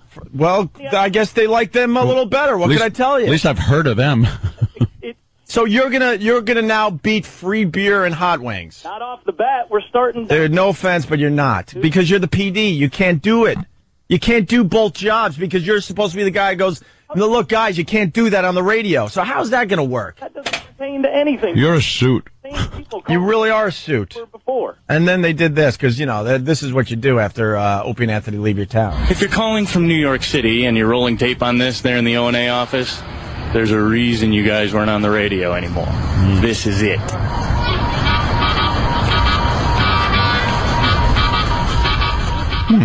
Can you tell me what that means? I don't even know what you did. What kind of shot was that? I don't even get it. Waiting on hold, and we were playing a simulcast of your stock option talk. I wish to God you guys would have paid half this much attention to this market when you were actually... This market, when we were blah, blah, blah, blah, blah, blah, blah. Look, it didn't work, whatever. But don't take shots at us now. You know damn well we're successful in this business. You're successful in New York. Here it was... No, we're successful in a lot of cities on regular radio. And as far as satellite radio goes, we're pretty much the biggest thing on XM. Have fun dealing with Fareed, too. Yeah, Fareed's going to screw you in the end, too. So, keep doing the corporate thing, bro. Corporate thing. But go do your stupid show and leave us out of it. You pussies. Okay. All right, man. Shut up, dude. You didn't even say anything except do a little pot laugh. That's great. That was magnificent, dude. I must say. I really have to say that, dude. Oh, that was beautiful, man. A lot of respect for that. If this was, I'm telling you, if this was where I grew up, what Opie just did was that guy has to give him his lunch money for the rest of his life unless he changes schools. And I'm not lying to you, man. Yeah. I'm not lying. He had to pretend to get tough at the end, kind of. That was beautiful. I have to say that was beautiful. You know what that was, too? That wasn't talking to a morning radio guy. That was talking to a program director. That sounded like talking to a PD. Ugh. Oh. Good luck to you guys. Good luck. You're really going to need it. If they played that while their show was on air, they're in deep trouble with their listeners. That just was... See, that was just sad. But that's the problem. These guys are all brave, because you're not around. And then you call them out on it. Oh, and you didn't back down. That was beautiful, because he was looking for an out. He was looking for a nice fat out. Yeah. And Ope was like, you're just a jerk, and you're lying. And the guy's just like, but, and he wouldn't even give him an out. That was marvelous. Program director talk. God bless the optimism, but what we heard, they're not going to get the job done. Going local and making sure they mention 3 or 4 local things every break. Who gives a crap? And nobody in my life has yet to explain radio ratings to me. Yet. It's arbitrary. It's ridiculous. It just made up. Look, you know, if it didn't work in Grand Rapids, it didn't work. You know, whatever. But you know, then turn around and like trash us when you were the guy that quote believed in the show, and you're definitely a fan of the show. You know, didn't they say in one of their breaks, "We keep it honest here"? Why don't you say, "Look, we love these guys. It didn't work in our market. We're sorry to see them go, but we're going to try something new." But instead, it was like, well, they're the laughing stock of all morning radio here in Grand Rapids. People are falling off their bar stools. All you have to do is mention their name. Oh, he was shut the F up. At least they know our name. That was painful to listen to, man. God damn, if that was the street. Ooh. Well, we got the latest audio on the beheading. So we take a quick break. I just heard a good beheading. Fired up today. Absolutely. Opie and Anthony on your radio dial. Let's say hi to Greg in Grand Rapids, Michigan. Greg, what's going on? Hey, I just heard your cut about Gray and Kluck. I heard those idiots talking about you guys the first they went live. Their show sucks, man. Well, I don't even care if they suck. I don't care if they're good. But, you know, if you're going to say that you're an edgy show and you're an honest show, then why don't you just tell the truth? That you like the show, you wanted to work at Grand Rapids, it didn't work, it's unfortunate for everybody, but we're going to move in another direction. Instead of taking all sorts of shots at us when we're long gone. I mean, I hope people in Michigan understand how embarrassing that was, that your morning show guy. I stay out of these radio things. I'm just a guest because I might be in Grand Rapids and need to do Kluck and Gray. But to watch that phoniness, because I heard the clips. If this was in the hood, this is what happened to that guy. He has to give his lunch money to Opie every day now for the rest of his life. Nice. Unless he's transferred from this school, he has to pick what they say a new route. If he walked home on the main route, he has to go 10 miles out of his way to get to school now because Opie just took him in the bathroom. I'm telling you. Took him in the bathroom, smacked him in his face when nobody was looking because he wasn't playing games. Gray, this is what he did. He said, almost like if a magician gave away the tricks, he goes, "Dude, you know it's radio. You know what I'm doing." Really? Of course he does. Of course he knows what he's doing. See how much bravery I have now because of Gray's nonsense? I'm a bully. I was shutting my big mouth until I heard this guy let everybody out. Why shouldn't I get some lunch money now? There's no fear to this guy. If he called me and go, "What's with this guy?" I'll go, "Shh." You shush him now. He should be effectively finished right now. Yeah, that should have done it. No credibility. That has no credibility now. You know what he was talking like? Also a program director. He wasn't talking like a morning show host talking to another morning show host. Why would he do that? He's talking like a program director talking to air talent. That's what was his take on the whole thing. And they did the same thing in Buffalo. I think we've educated a lot of people about radio in general. Program directors, we don't acknowledge. They all suck. No. Program directors are guys that failed at doing radio shows. They wanted to be on the air. At some point, every PD was on the air. They had their show. It failed miserably, and they ended up being a program director. There's not talking to air personalities and vicariously living through them. There's not one program director we listen to or acknowledge or respect in this business to the point they don't even give us a program director anymore. They finally got it. They're like, these guys don't acknowledge program directors. We loved you. Yeah, they all suck. We went to Buffalo to try to figure out. Did you? Did you really? Did you have a nice time? You know how many program directors we slapped about the face over the years? And they're like, I thought I told you not to do that. And then you did, and then you went down the hall and you did that. Yeah, we did. What are you going to do about it? Then he went to... I don't know. I'll have to talk to the GM and see what we're going to do now. Because now you're not going to listen to me, and I don't know what to do because when I was in Des Moines, Iowa, the local morning show, they listened to every word I said. But these Opie and Anthony characters, they don't listen. What am I going to do now? In the book of arguing that was written in the year one. Page 1 was, you don't start asking me a line of cross-examinations so I can lead to my own demise in this argument. So how long you been doing it? 20 years. Continue. Yeah. So what's your mom's name? That wasn't you. What are you, stupid? Shut up! You're not going to talk your way out of this beating. The guy thought I've never been in an argument or something before. Are you kidding me? We've taken on every single effing radio guy out there. Every single one of them. Then when he started seeing the emails from fans going, dude, you're not clucking and you're not graying. Right. Dude, we're behind you. And he tried to go, well, what about the beer? It was too late. It's called the punk test, my friend. You failed that. Punk test is I do two things to you that I find out that you are a punk before I actually make my move on you. Right. I bump into you, and then I knock your milk in your lap. And then by the time I go, give me your money, and you go, I don't want to, I go, shut your face, because I already pushed you and knocked your milk in your lap. Now do you want me to punch you in your eye? Give me your money. And he said, all right, you got me. He gave up the money. Yep. Then he tried to defend himself in front of his friends. Because you knew somebody broke it. Why would he play that beating on the air? And there's a reason, like... Why would he do that? Did they... Wait, Joe in Michigan. Joe. Yeah. Hey, fellas, they played that entire interview on the air. It was fantastic. They were in way over their heads. Topes. Fantastic. Good luck. They never pushed your show. I pushed it more than they did. Look, I'm not going to... I've been listening to you guys for years on XM. It's been fabulous. Look, but I'm not going to sit here and go, it's their fault. It just didn't work in Grand Rapids. Whatever. But move on and do the right thing, and don't trash us after we're off the air. That's a pussy way out, man. Yep. And there's a reason why these guys are stuck in one market for their entire careers. Because they listen to the corporate douches. They listen to program directors. One of them is a program director. Ugh. And they all sit there and they're jealous because they see, shows like ours getting very, very successful. The formula is really easy. You go on the air and you don't listen to any of these corporate assholes.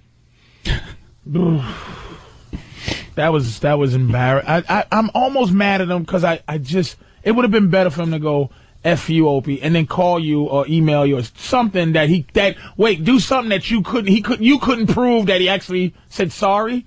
Just something. Send a pigeon with a note. Yeah, as soon as a self-destructive message to say, hey, look, you know what this is, man. Nothing personal. But on the air, you were supposed to go, what? Yeah. We're the new kid in town. And then, fake it. He couldn't even fake it. No.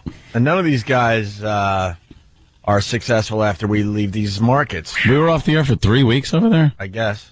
How come I just saw it yesterday? Because Fareed left us out of the loop.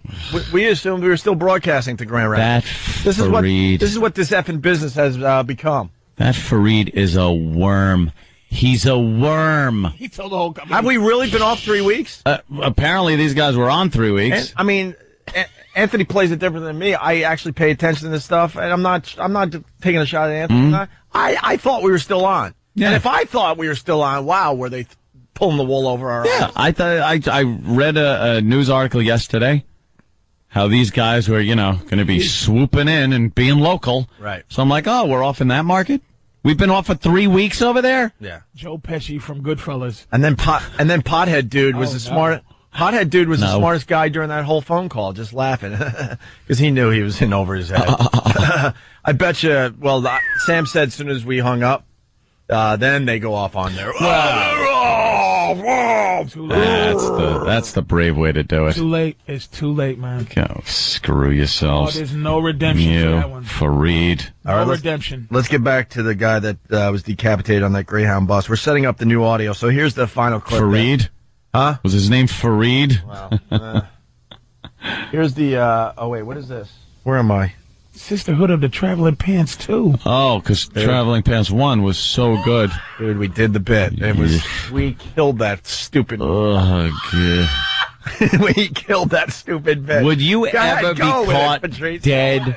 Would you ever be caught watching that drivel? The first Mystic Pizza 3. Yeah. Dude, the return of what? Patrice, the first one didn't even do well. And they decided to make a second one. The Bridges of Madison County 2. Where Fat Broad is going to squeeze into the same pants as Skinny Broad. See, they're like magic pants. What? They fit all the broads. The fat-ass one. The little skinny-ass one. The only reason I knew that movie exists is because of that ridiculous title. They just had to do another movie so they could say it again. Traveling Pants. Sisterhood of the Traveling Pants 2? Doesn't Traveling Pants mean like a wedgie? Like, they're traveling on me. The first movie made $8,600 at the box office. What? Yeah, they had to make another. I just watched it. I thought it was a Club Med commercial because they just show these girls jumping in the water. Of course. And it's Sisterhood of the Traveling Pants 2. Are you serious? I'm so sorry, dude. I couldn't even. Now go with it, man. We killed this movie. What? Oh, yeah. Didn't you see how the first one ended? It left an open end for a sequel. Really? Yeah. Did she pull out a card and say there's an evil guy, there's an evil woman killing everybody? No, actually, she calls herself Catwoman? Doc Brown came back down and said, "It's your kids. It's your kids."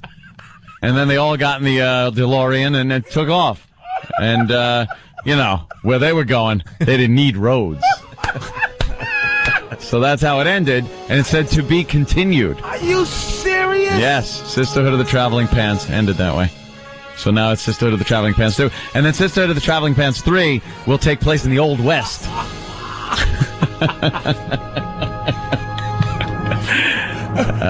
of the Traveling Pants 4B and 3D.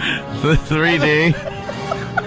As a fat woman rolls her own burrito and moves it towards the camera and back.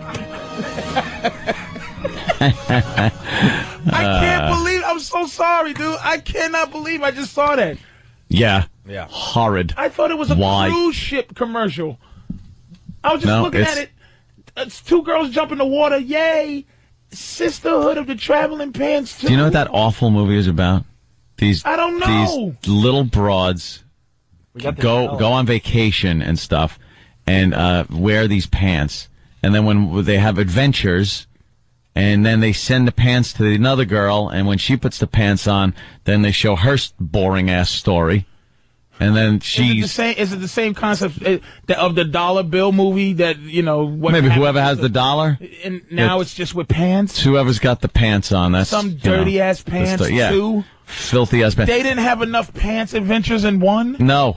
And for some reason, editing it in still one to go, fits. you know what, we're going to cut out one of these traveling pants adventures. No, they have plenty. You want the synopsis of 2 or what? Please, what's the synopsis of 1? 3 years after the events of the Sisterhood of the Traveling Pants, the 4 young women are back. Despite the distance that divides them as they depart for college, the friends from Ann Blah Blah Teen's book series still stay connected. This sequel returns Amber and Blah and Blah. Is Ugly Betty in it again? Yeah, Ugly Betty's in there. And Amber Tamblyn. That's why. There you go. Okay, all right. All right. Ugly Betty's in it. Those traveling pants should just be, if they're off to college, it should be in some dorm room, laying on the floor, ready to just get full of stuff that wasn't completely cleaned up. Here, now you take them. What's this in? Yeah, put them through the wash. Yeah. They should call it Sisterhood of the Traveling Pants. Now that Ugly Betty's famous, we're trying it again.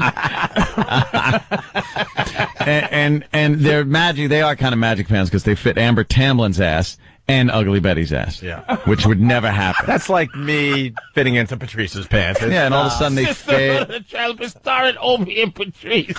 Brotherhood of the Traveling Pants. Hey, Ope, let me grab your pants. All right, is it your turn to wear the pants? I want to have an adventure. I cannot believe this.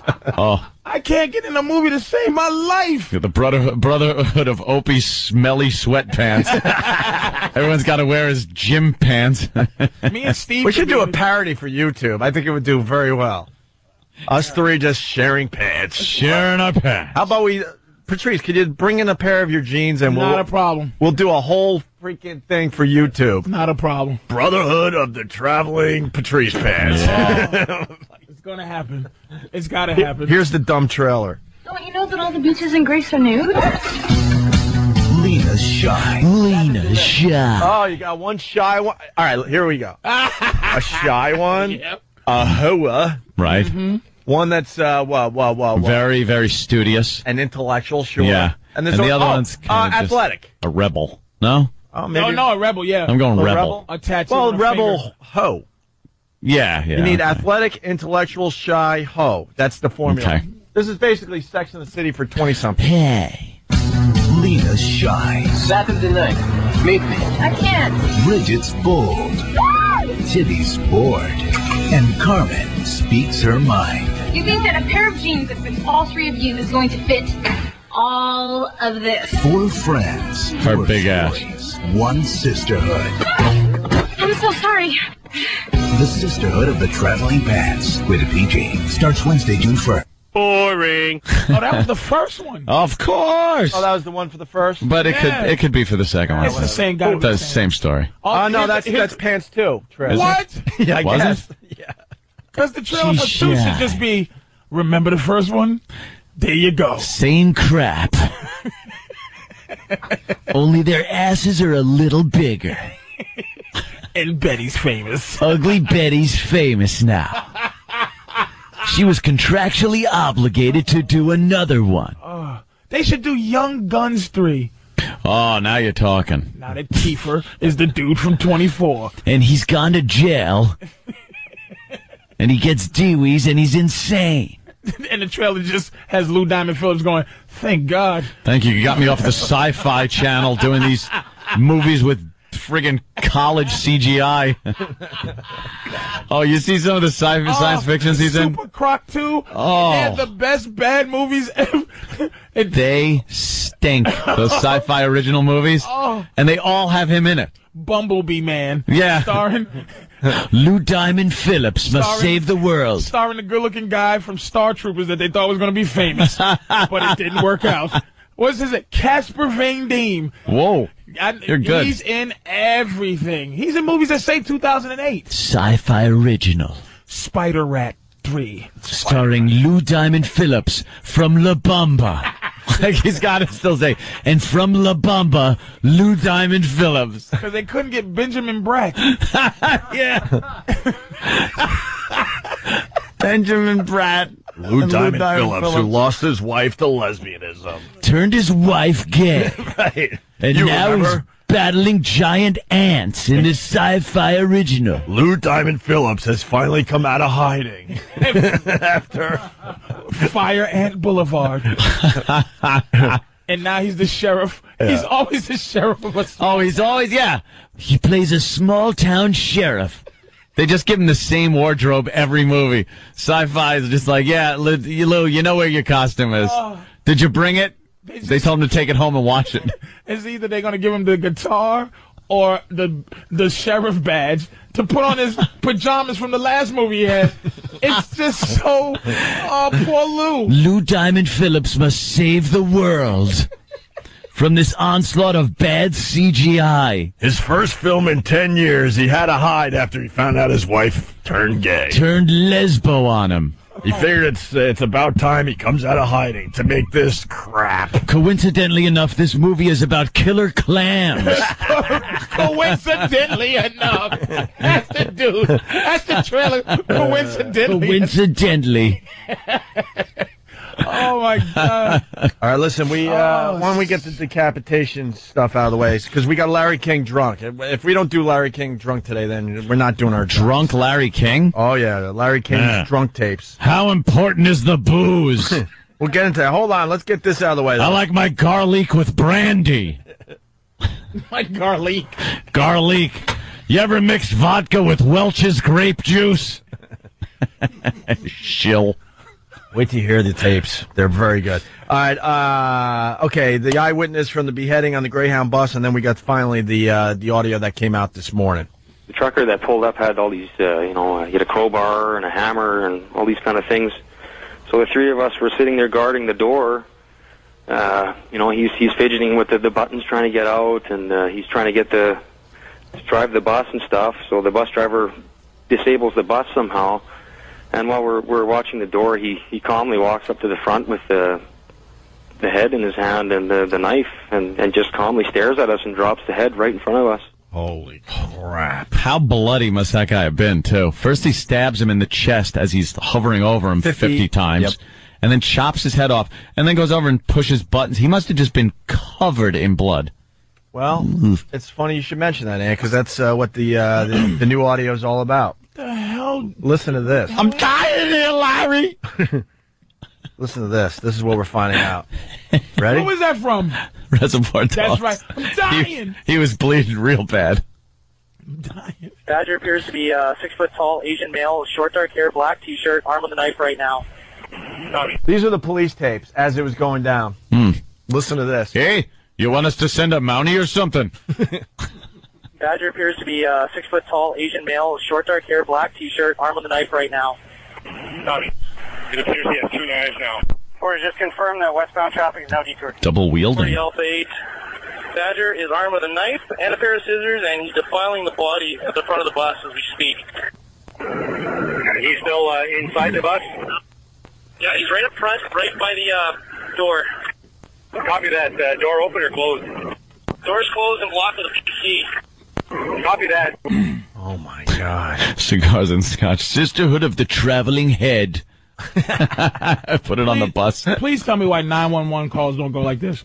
There's a man with 2 knives stabbing someone. Everyone's on the way now. Everyone, right now. What? You're so right. The first thing should be... Why do you need more info? This guy goes, door open and close. Well, you figure it out, because I'm not screaming, running through the desert, telling you that this man is chasing me with his knife. It should be exactly, where are you? Okay, all, everyone's coming. Ready? Here's where, if I'm the 911 guy. 6-foot Asian. Whoa, someone's coming right now. We're sending helicopters. Don't you worry. Now, the fact that you're calling me and saying 6-foot Asian, I know there's no game. They're on the way now. Now, what's going on? And then the rest of my call will be me going, what? Where y'all at? This is, who's down there? This is squad car 183. Where y'all at? It's a giant Asian cutting off somebody's head. Is the door open? I think they do that just to have a 911 take the play. So they're doing their procedure. These robots. Well, door open or closed? Door open or closed. What's the air pressure in the tires on the bus? Could you check the air pressure?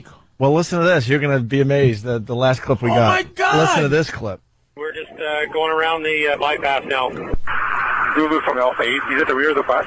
Hacking up the body. Zulu, Delta 1. Delta 1, Zulu, go. Okay, Badger's at the back of the bus, hacking off pieces and eating it. Oh, he was eating the guy.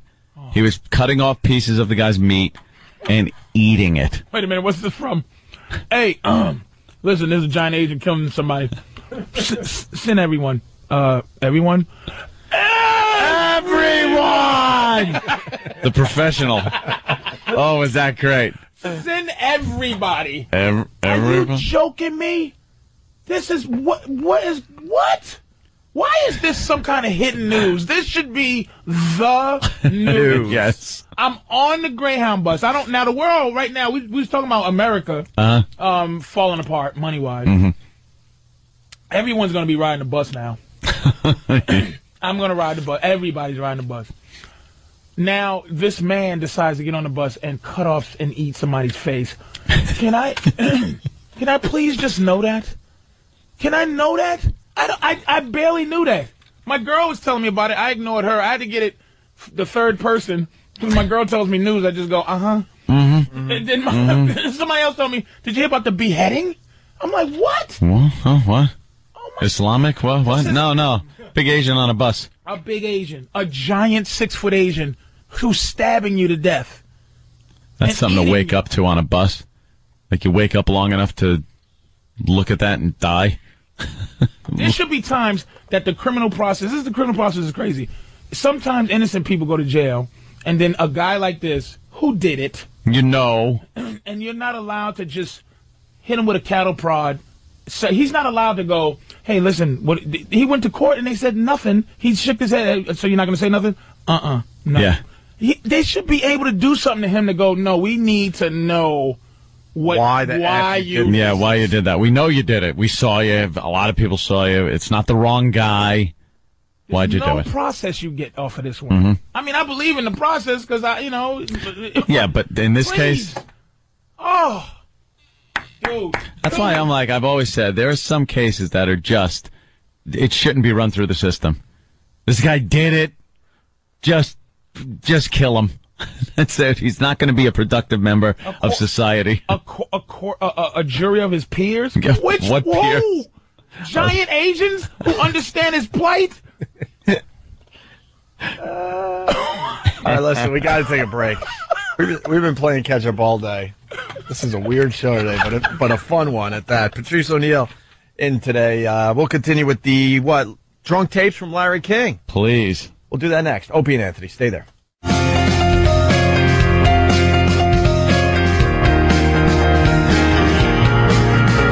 What's up, people? It's O&A. Patrice O'Neal doing a great job with us today. So you got Larry King doing his radio show. And he sounds a bit drunk. Sounds like he's on something. What do we know about this, Stunt Brain? He used to do an overnight show on the Mutual radio network from like 1 till 5 a.m. Yeah. And he would take a lot of phone calls. And there were rumors that there was a tape out there of him being on the air overserved. Overserved. And this one, I think, is from about 80-something. Oh, this goes way back? Yeah, way back. Oh, all right. Here's Larry King drunk on his radio show, or so we think. All right. I'm a student of print journalism, and I just wanted to know, what advice do you have for young people coming up into the field? Like, a lot of professors are telling us how hard it is to get into the field at first. I'd just like to know, since you're in the field, do you have any advice on that? For instance, experience, is that important? Sure.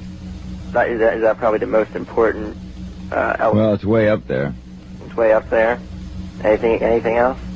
Anything you can do? Pressure under fire. Done this before.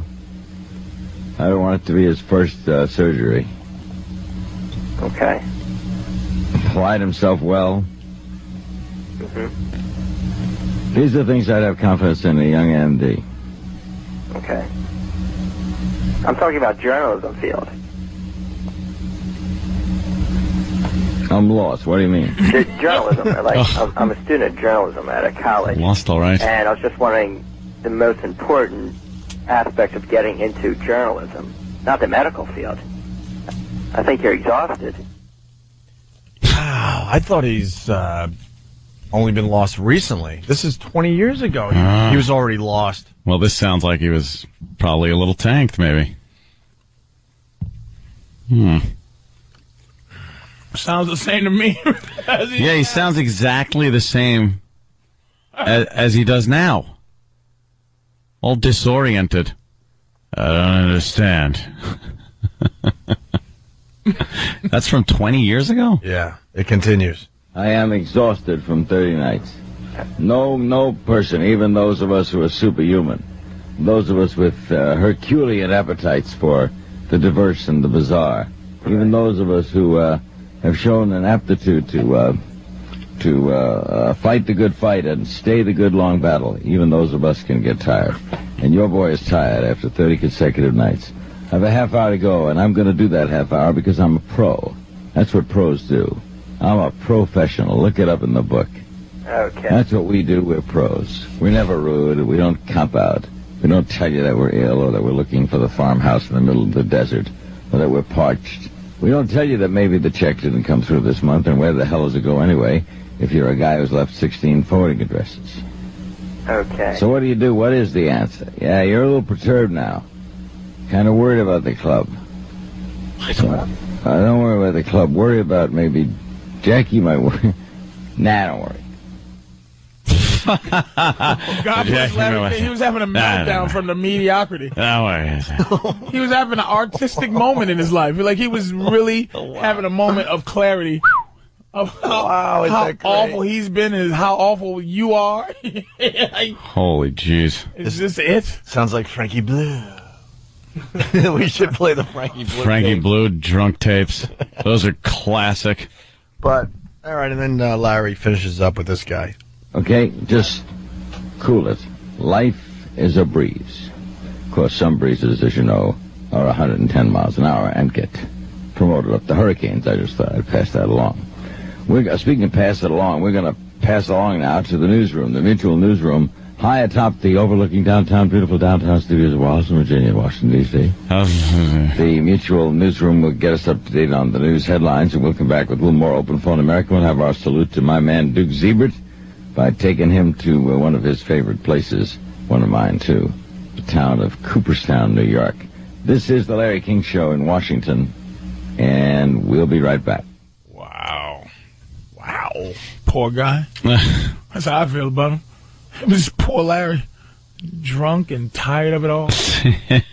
But you know what? I just found in this business, and again, I like the guy is Alan Combs from Hannity Combs. Oh yeah. And just talking to him, and this is my opinion of the situation. It's like when you kind of want to be a crusader, when you have some ideals, you just meet Sean Hannity, and he clicks his heels as he's destroying a life, and Alan just.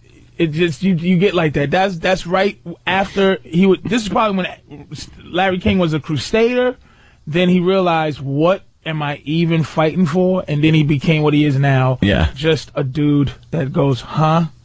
What? That's what happened. The Motley Crue. I think Alan he was a crusader. Alan was a damn like idealist, and then he just goes, wait a minute, they don't. Did Bill O'Reilly just argue with Geraldo? And then afterwards, they kissed each other like they were in an MMA fight. Like, good one. Like, they don't care. No. It's not. It sounds like a guy who realized no one cares. He gave up. Gave up the fight. On all that. That's a great observation about Larry King there. The good fight. Yeah. That tape reminds us of the famous Frankie Blue. We haven't done it in a while. You want to do the Frankie Blue? Oh, please. I want to hear Frankie Blue. The story goes here in New York. Frankie Blue is a huge program director in the, what format was that? Dance. It was kind of a dance. He was at Z100 and then KTU, which was pop dance. For pop dance, but he was the program director when it came to this format. And they had like a Christmas party here in New York, and everyone got allegedly tanked. And then the night girl had to go on the air, and what did he say to her? He pissed her off that she walked off her show. Well, he was upset that she didn't come to the Christmas party. Right. And so he kind of told her what he thought of her non-attendance. And I think he said she thought she was too good. Right. And it comes up. And then she marches out of the studio. He is wasted. Now he needs to go on the air because he just lost his jock. Yeah. And by the end of his air shift, he was fired. This legendary program director just fired. Does he still exist? No. We haven't heard from him since. The end of Frankie Blue is what we already. Oh, yeah, this was it. Yeah. This was the Jimmy the Greek tape. Yeah. Remember when Jimmy the Greek went off? Wow. And you just never saw him again, ever? And we had some guys, let's just say we had some guys, big fans of the show, and that's how we got this. This should have never seen the light of day, these tapes. No one was recording this at home. This is an inside job. It's right off the board. Yeah. So here's Frankie Blue. Listen to this, Patrice.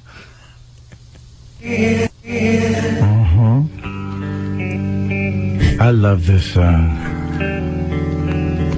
Nelly featuring Tim McGraw. This is Frankie Blue. Now, you know, for the last several weeks, we've been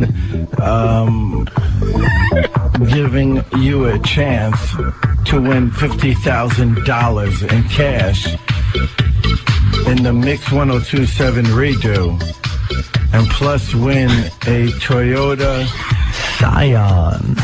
And I think that is going to happen tomorrow morning. Tomorrow morning at 8 a.m. Ricky, RuPaul, Kim will pick a winner and go to that winner's house, like publishing clearance, or whether it's a house or it's a job. We're coming to you, baby. We're going to find you, and we're going to reward you with $50,000 in a brand new Toyota. And I don't see how you cannot be happy about that. This is Frankie Blue. So make sure you're listening tomorrow about 8 a.m. 50 grand prize winner. 50 grand prize winner. That's right. 50 grand prize winner. He got that all wrong, by the way.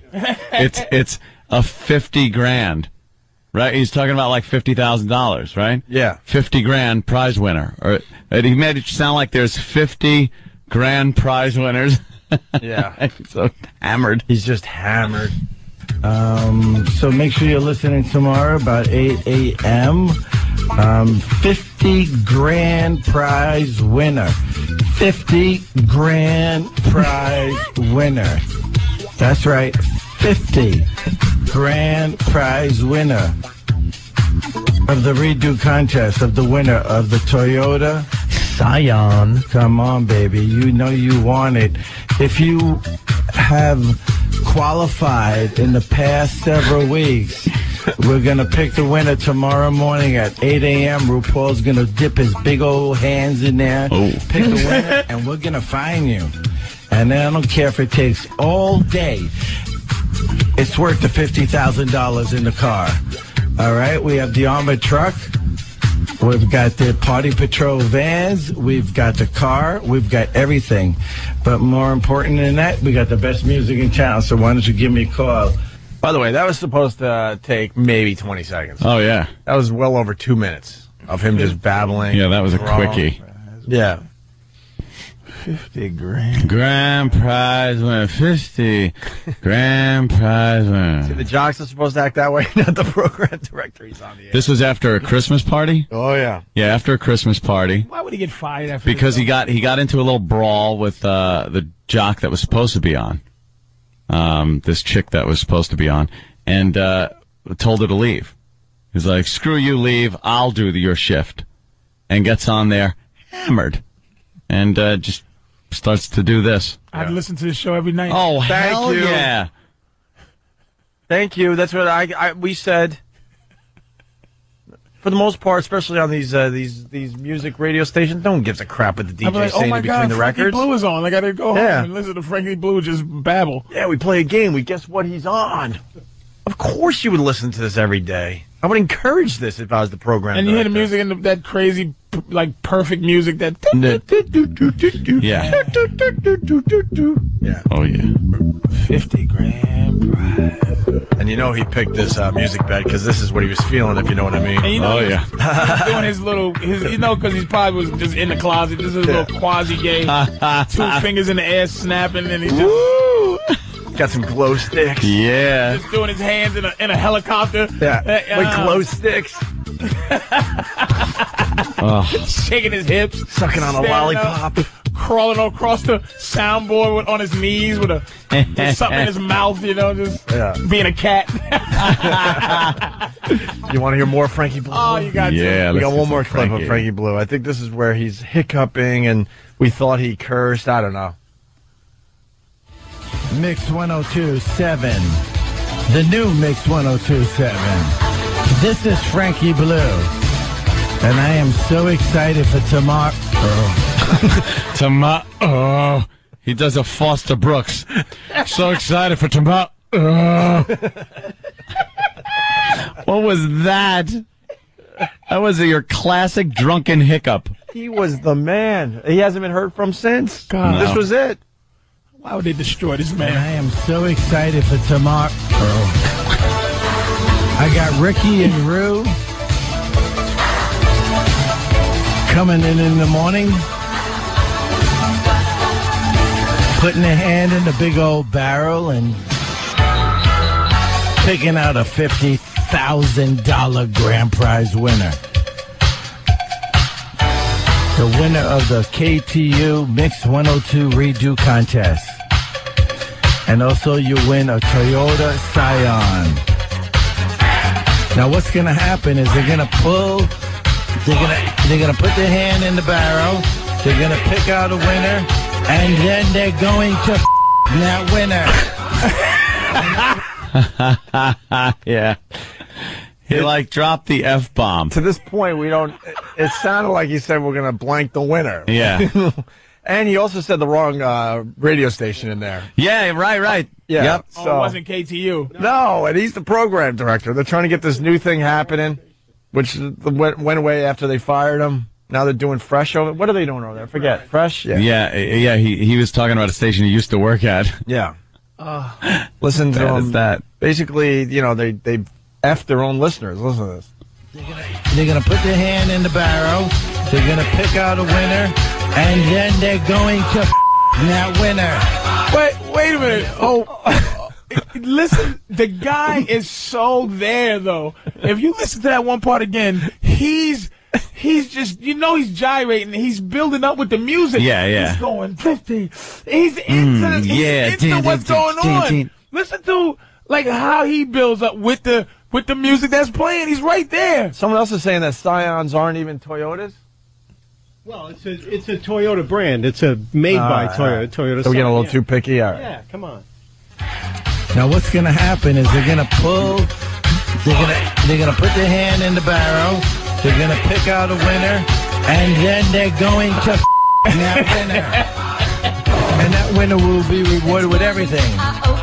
Mix 102.7, Frankie Blue. What's happening? By the way, if you're in that format, your whole job is to make sure you shut the F up before the vocals kick in, and he's so wasted. They start saying, Frankie Blue, what's happening? But this is genius, though. Yeah. I listen to this every night, and I hate that music. What do you got, Stunt Brain? Well, we've analyzed that over and over a million times, and when he hiccuped before, that's exactly what it sounds like when he's saying find. But putting that hiccup in the middle of the word find makes it sound like he said like the F-bomb. Yeah. Yeah. And there's no way around it. It sure sounds like the F-bomb to us. Who knows? I love this guy. Yeah. I miss him. Somebody find him. He's here and he's trying to get back in the business, and he's actually he's a decent guy. I think I worked for him. I've for never like met the guy. 12 years. I could care less. To be honest with you. Stunt Brain has a soft spot in his heart. That's all right. That's why Stunt Brain's been able to last in this business for 2 decades. Yeah. Because he's nice to everybody. Me, I could care less. I've never met the guy. I think this is hilarious. Oh, you'd like him, and you could tell him I'd listen to that every night, and he'd say, "I wish it was back on." Yeah, he's a good guy. All right, we'll look at Stunt Brain keeping his jobs and keeping all the options open, not burning a bridge. Yeah, if you're just tuning in, Saturday we did our comedy show at the PNC Bank Arts Center, the last virus show ever. Yep, we have to finally put it to bed. And one of the reasons is because a lot of the comedians are scared to perform in front of our audience. Yeah, because they're animals. And we do have just a couple quick clips of Mike Birbiglia getting booed. A guy that is a seasoned comic. Mm-hmm. And the video is up on onaradio.com. It's linked up there. All right. We'll play a little bit of the audio next. It's the Opie and Anthony Show. Opie and Anthony. Opie and Anthony. Still a little tired from the weekend, man. We had a huge party at the PNC Bank Arts Center Saturday. I heard about 10,000 people were there. Maybe more. And for the most part, it was a success, but yeah, we made the announcement earlier. And it was something we've been thinking about for a while, but we're making it official. You just saw the last virus show. We had a really, really, really tough time getting the lineup together this year. A lot of people said no. A lot of friends of the show saying no, by the way. Don't be confused. A lot of people that love doing this radio show. But, there's been a lot of chatter in the comedy community, and quite frankly, there's a bunch of guys not willing to go in front of our audience. Because they've heard the stories. It all started with Bill Burr and Dom Herrera and Jimmy Schubert down there in Philly. Oh, I remember that 3 debacle. solid comedians that have done very, very well in their careers, but our fans booed them. And then they decided to boo Bill Burr in Cleveland because they wanted to recreate the Bill Burr debacle, the whole booing thing, and how Bill turned it around, and it's just that was one of those magic moments that just don't happen time and time again. So the fans thought that, they know what's going on, so they decided we got to recreate this moment in Cleveland, and that was a real bummer up there. And then we moved on, and then we did the animation festival where it was all about showing people some animations, but Ant and I decided, let's throw some comedians, maybe some newer guys that they haven't really seen. Yeah. As far as our show goes, and they'll enjoy that in between some of the animations. They decided to boo 2 out of the 3 guys. A boo. Dan Natterman and what's his name? Russ Maneve, who's a very good comic. Hysterical. And then we get to Saturday. See, and because of all that stuff that we just talked about happened, it made other comedians kind of scared to do our show. Yeah, they said, screw that. I'm not getting out there in front of those animals. Well-established guys. Mm-hmm. So we had a real tough time getting the lineup together. The guys that did it, they did great. Very happy they did the show. But we're done. We're done. We don't know what else to do. Yeah. And we were excited, too, because the show was going so well, and then Mike Birbiglia went out there, and he just got treated like S. He really did. whether you like him or not, like we said last time, the audience didn't even give him a chance before you start booing. When you're booing after the first minute, you're not giving a guy a chance. When he came backstage afterwards, it was just like he should have been on the ground with someone over him going, "Stay with me, Mike. Yeah. Stay with me, Mike. Come on. Come on. Morphine. Carmen." And people throwing it back in our faces. You know, we trained them to be like that. What do you guys do when someone bombs on your show? You boo them. Yeah. But you got to understand the bigger picture. You guys did what you did, and now we can't do the show anymore. We just can't do the show anymore. It was a so many guys. Show, though. It was very triumphant. Yeah, so many guys said no to doing the virus show this year, and then Kenny saved everyone's asses in the parking lot, right, Kenny? Yes, yeah, because the tailgate I think is more important than the comedy show. You know, people just love that party. They love the party atmosphere. And to make a long story short, they started arriving about noontime. All right, and a few people got in, started setting up their tents and setting up camp and the parties. Well, the staff from PNC doesn't get there till 2:00. So 2:00 they started shutting down the parking lot. Yeah. And that's when, security and parking staff, the troopers get there. So when they shut down the parking lot, I got a call from Brother Elmo. And he's like, help. So I had to get the building manager. All right. It took me a while. It was a process because I had to get them on board first because, they got a history of, kids ODing in the parking lot. Yeah, that's the problem. Is other shows have really kind of ruined it. Yeah. So we were talking to some of the troopers, saying, obviously they were doing what they were told to do, right. But it's a different situation. We do have animals once they get in there and they're booing and all that and stuff. But out at the tailgate parties, it's one of the most peaceful crowds you're going to see. It's a lot of fun. Absolutely. People, they're drinking and barbecuing and stuff, but I think never a problem. And I think, in all fairness, most of those guys get it. They get absolutely. They get the bigger picture. Like, all right, I might not like one of the guys that Opie and Anthony picked for this show, but I'm not going to sit there and be, boo guy, because I know I want to continue partying in the parking lot with the O&A community, and I want to go to other events because it's all encompassing. Some people just hang out for the tailgating. Oh yeah, they never don't even go come inside. I know. Right. Never go inside. I know that. They said there was eight something inside, and I'm thinking there was probably close to 1,000 people outside? I don't know, but they're saying there was about 10,000 people there. Yeah. I don't know if they were all inside the venue is what I'm saying. Yeah. But go ahead, Ken. But and one thing, we don't have like an underage crowd too. So that was one thing in our favor regarding the tailgating. So I get the building management on board, because they have a blanket policy, only open the doors, parking lot 2 hours before showtime. Then I got another call from Brother Elmo. Not only did they close the parking lot, now they're kicking everybody out. Yeah. All right. So now, I know I gotta do something, So I'm talking to the building manager. So I say, can I talk to the troopers? And I want to thank the New Jersey State Police wholeheartedly and Live Nation for letting us have our tailgate party. So, but when I'm out there talking to the troopers and I'm like doing some double talk to try to convince them, like, we got to have our party here. And this is what proves that the fans are their own worst enemies. Somebody yells out, "Fight the power, Kenny." Yeah. Just shut up. Yeah. That's the last thing a trooper wants to hear. Yeah, like I just got them. They're on the fence, and I got them, to almost say yes. I'm promised there are not going to be any problems, and then all of a sudden, they're yelling out, And the trooper told me, he said, he goes, we got a bunch of people outside that want to come in. He goes, and they're looking at the people that are in here, and they got tents set up, and they're barbecuing, and they're wondering why they can't get in. Well, see, that was... And that's what he said. He said to me, he goes, look, just make it look like you guys are taking some stuff down, and, so at least we can tell them, yeah, we're making them leave. But he pretty much told me, look, just give it a good look. Make it look like you guys are leaving. Right. And, yeah. That was my biggest bargaining point, is that they weren't consistent. And it wasn't fair to have some people in, then turn others away. Right. You know?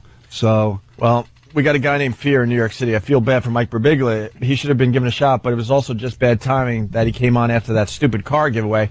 That really sucked with the camera continually going off and the crowd was not happy. I was so pissed off about how the car giveaway went down. It was supposed to be on stage in front of the 8,000 to 10,000 people, and then Pete told me, well, we can't get it on stage. He goes, but we could do it on the side of the stage. I'm like, okay, at least that side of the stage and the lawn people would get into the excitement of the thing. And then we show up at the venue, and he tells me we have to do it backstage. I'm like, how is that gonna work? Right. And then the camera guy, and he's been with us a while, he tripped over his own wire, and he ripped out his cords, and then they're duct taping it, and that's why the damn thing was going on, going off, going on, going off. Yeah. And we should be prepared for all this stuff. I mean, can I say, from a comic standpoint, the lineup, too, in Birbiglia's defense, the lineup is Voss, who had to do the taming.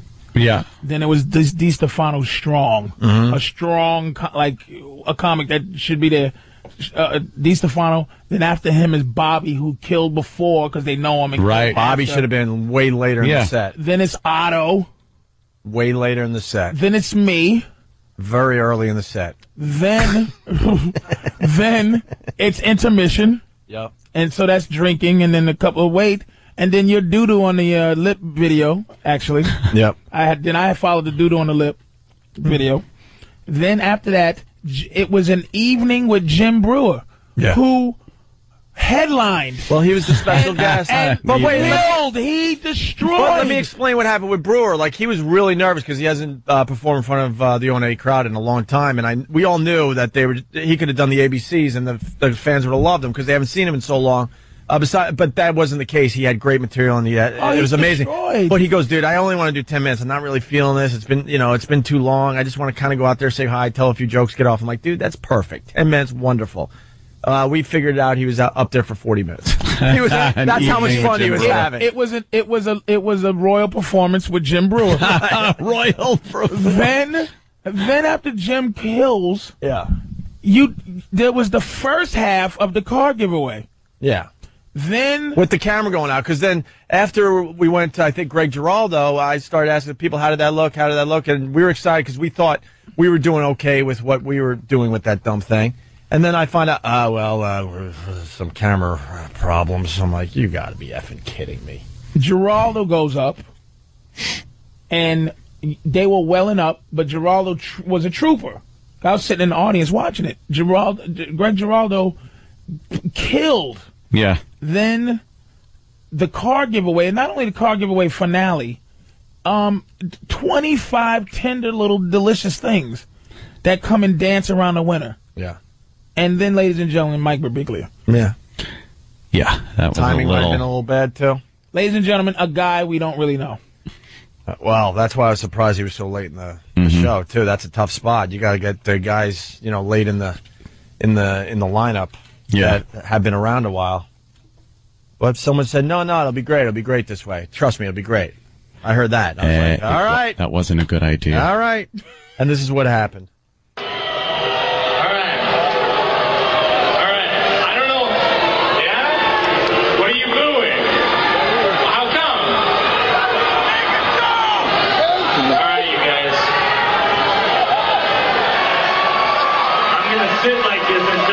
Cheer.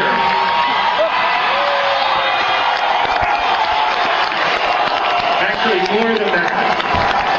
Actually, even more than that.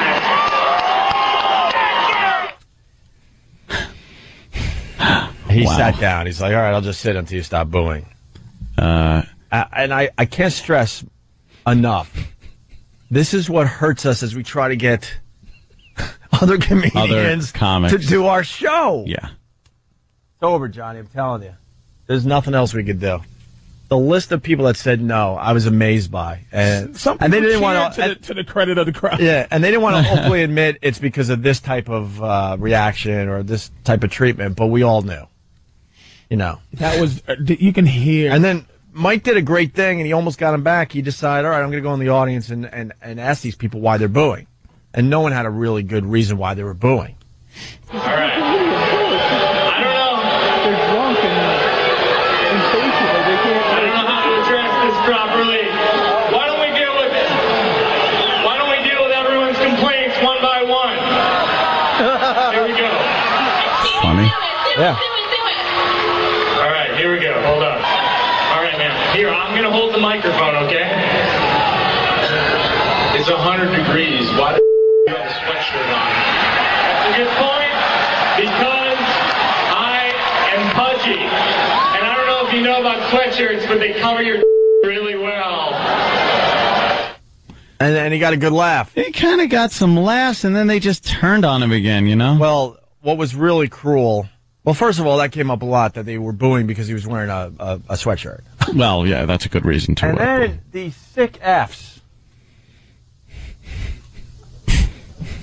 I don't want to say this is funny, but if you're going to boo, it's kind of clever. They allowed Mike, they all would just be quiet to hear a joke, but they weren't really hearing the joke. They were just waiting for the joke to end. Oh, those And then bastards. they would start booing again. That's how sick some of these guys are. Oh, that is evil. So all of a sudden, like, Mike's up there feeling good. He's like, okay, they're going to quiet down, let me do my stuff. But they didn't want to hear his stuff anymore. They just wanted to really make it hurt. So they were quiet enough for Mike to tell one of his little jokes, and then they would boo. I think we might have that here. This is my impression. I'm not going to do a Bill Burr impersonation, but I will do an impersonation of this guy. Hey, do your Bill Burr impersonation. That's funny. That's that. That was that conversation right now.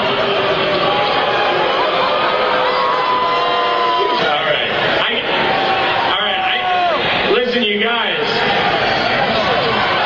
Hey, who do you guys like? Jim Norton? That's him throwing the mic down and walking off stage. That's how he ended it. And then someone writes, why didn't you and Ant go out there and tell him to stop booing? Oh, stop. That's the never last works. thing a comedian wants is us to go out there and try to help him out. And it doesn't work. That's like your dad coming to school to take care of the bully for you. Hey, now. You're going to come out like the teacher? Right. When the auditorium is acting up when the class president is trying to give a speech? Yeah. Hey, now, you. I just want to go on record and say I like Mike Birbiglia, and I like his stand-up. What can I tell you? Looked like he was shell-shocked. Left early because of the audience. Sean, what's up, buddy? Hello. Hey, Sean. Hey, I was in about the 7th row during the show. Yeah. And everybody that was booing around us, they kept talking about how they were from New York, so I just wanted to say that it wasn't a lot of the Jersey people, it was mostly the New York people. And they were hammered. They were just booing. I think they wanted another Bill Burr rant that he did down in Kansas. Yeah, but you can't redo a moment. People don't understand that. They think, I'm going to be part of this. Shut up. Stop booing. Moments are moments for a reason. Like, everything aligns perfectly. You can't recreate that stuff. But why you just got to let it happen. Why wouldn't they do that with anybody else on the show? Like, why was Mike the target of... Unfamiliar to our audience. Yep. They just don't want to sit through it.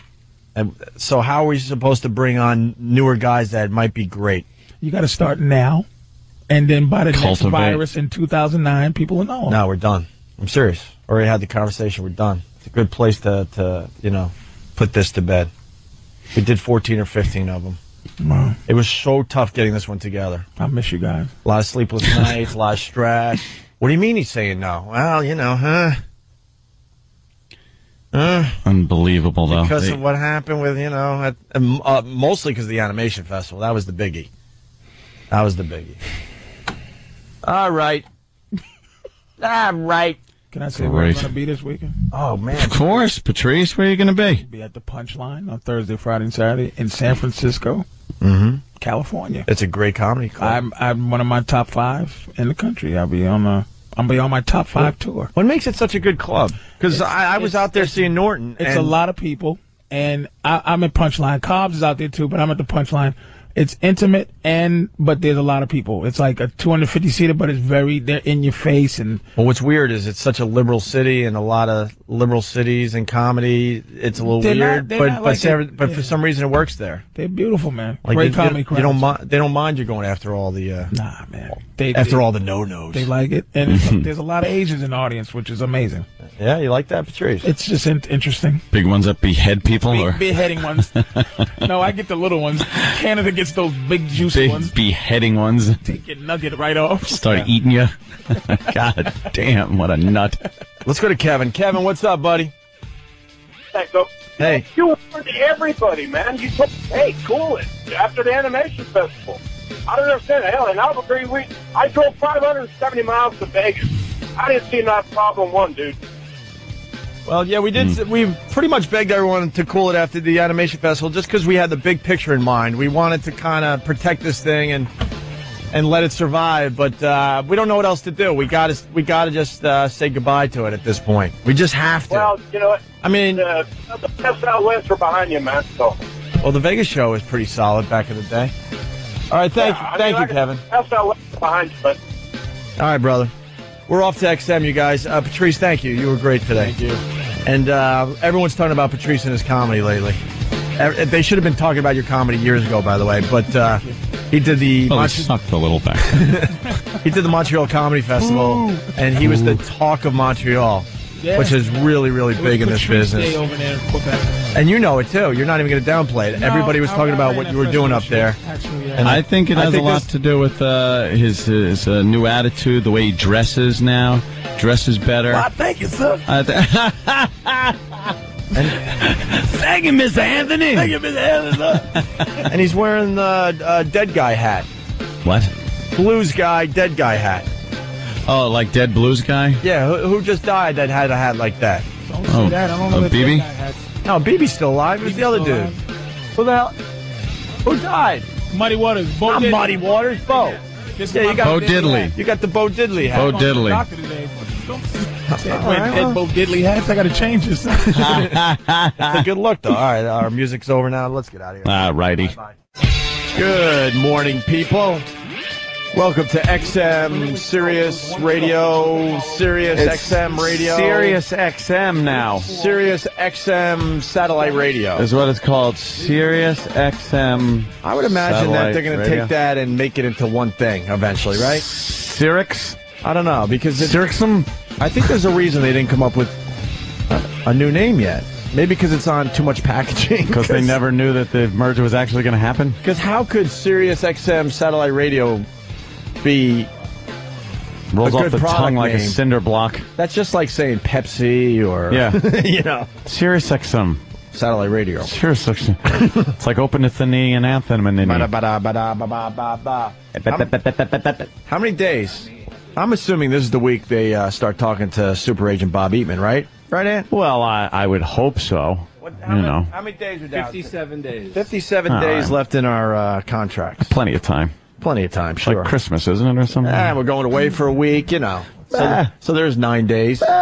There's 9 days. So if we get to Friday without them talking, then add another 9 days onto that, then it's starting to get a little scary here. A little bit. We'll be fine either way. We'll figure it all out in the end, right? Mm-hmm. Speaking of satellite radio, I guess Bubba the Love Sponge is now backing off some of the things he said. Oh, really? What happened? These clowns that we're in this business with. Bunch of clowns. Well, first of all, he's saying he doesn't understand why we attack him, but the only time we've ever even thought of that guy was when he gets on the air and says something about us, and it gets back to us. Like, he's said plenty of stuff, I'm sure, but only until it gets back to us and it's really ridiculous do we even bring anything up. For the most part, who cares what he says? We don't openly search out our enemies. It's usually because one of our awesome fans, I like to call him Awesome. Awesome. You're an awesomer. How many awesomers do we have listening to us? Unless they're in front of a festival crowd. And they're horrid people. Not all of them. But we don't know what else to do. Yes, all of them. No. That's the dilemma. We know most of them behave, but that's why I keep yelling and screaming, squash the haters, because there's a bigger picture here we're trying to look at. Yeah. But my freedom must... Shut up. You're not a fan anymore. You're a hater, and that's your whole reason for living is to hate everything we do. and explain why it sucks and it's not like the old days. Thanks. That means you're not a fan anymore. That's all. What is like the That's old fine. days? Shut up. That's fine. If you're not a fan anymore, that's fine. But don't claim you are and then do all that hating all the time. I'm not a puppet. Yep. So Bubba doesn't understand why we continue to attack him, but we weren't even acknowledging him until it got back to us that he was trashing us. Yeah, that's the only time we talk about this guy. I don't give this guy a piece of a thought unless I hear somebody say, "Oh, did you hear he said something about you guys?" Like, "Oh, what?" Yeah. I cut this clip down pretty heavily. This was in total. This was like a 13, 14 minute. Holy shit! Rant. And I trimmed it down to the meat and potatoes of just like a minute and a half. But what's great about us too. What's great about us? Sorry, they're looking at me uncomfortably. But like when we hear something like Bubba saying that if O&A are part of this new company, Sirius/XM satellite radio. Yeah. Easy name. That it's a deal breaker for him. And then we're fortunate enough to talk to Mel Karmazin, who's now running Sirius/XM satellite radio. Yeah, he came on our show. And he didn't go on Bubba's show because he's only going on the important radio shows. That's a fact. We all know that, right? Howard and us. And we didn't think he was going to come on our show. And he's like, wow, he's showing that we're important by coming on our show. And we were quite flattered by that. What a great show of good faith right there. I would imagine that if you're Bubba the Love Sponge, you're kind of disappointed that the big guy's not coming on your show. Mm-hmm. And then to say that it's a deal breaker if we're going to be part of the new company. And then we tell Mel Karmazin what Bubba said. Yeah. Now, if you're Bubba the Love Sponge, you got to do what's called a little what? It's when you take the pedals. Yeah. And instead of going in a forward motion, yeah, you go the opposite way. Right. It's called backpedaling. That's right. And he does it very well here. All of a sudden, you have to learn the backstroke. Yeah. Yeah, you're all full of piss and vinegar going one way. Yeah. And then you got to turn around and look silly. Showing your true colors, by the way. That you're pretty much a wimp and you don't mean anything you say. Piss and vinegar. All full of piss and vinegar. Yeah. That was one of my old man statements. Yeah. What do you think? You all full of piss and vinegar? Yeah. You ain't got a pot to piss in or a window to throw it at her. Yeah. That was another one. And then everything else started with the N-word, so. Is Mr. Logan still, He's done. Elo's done. Officially done. He said your mom's box. It's over the phone. No, and that was it. He's officially not an employee of He's working with Oprah. He's with Oprah Winfrey. How about the great Don Wicklund? I would imagine his days are numbered at this point. He could be fired right now, for all we know. We don't know. We don't know. All depends. So, here we go. 5 shoes with human feet have been found on beaches since last August. What? Actual feet, right? Not just the sneakers. The feet are still inside in them. the shoes. Can you get this audio? I've been hearing I about lost this. my sneakers and my feet were in them. Right. They're trying to figure out why just feet are washing ashore in sneakers. Just the feet. It's fantastic. In the isn't it? sneakers still. Baffling foot mystery. That's it. I know every serial killer wants their thing, but that's a weird one. I saw something just crawl across the ticker up there on CNN also. What? Apparently, what? in Greece, what? A guy decapitated his girlfriend. Cut her head off. This is like becoming a big thing. You know, that's major surgery. You're cutting through spine. Oh, my God. It's everything that's in the body has to be cut through. The ligaments. Major nerves, arteries, veins, bone, spinal cord. There's a lot of shit to cut through when you're cutting someone's head off. Yeah.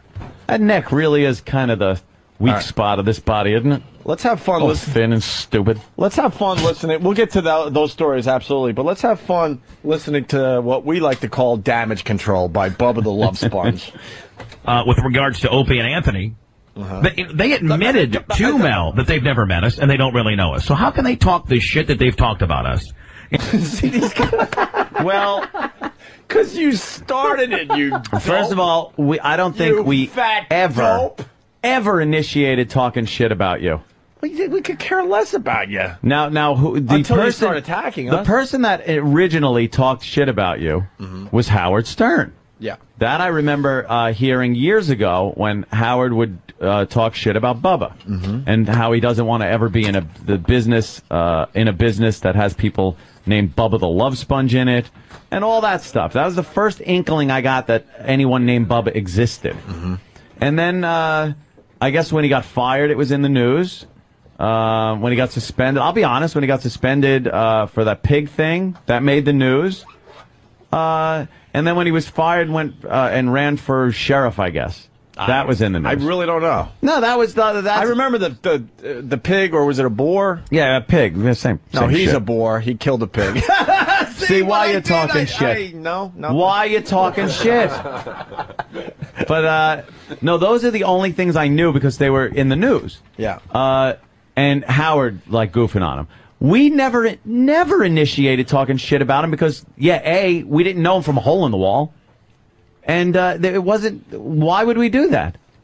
Well, who gives a shit? I'll be honest with you, too. We weren't competing with him. As we sit here on my daddy's birthday, I don't even, it's all right.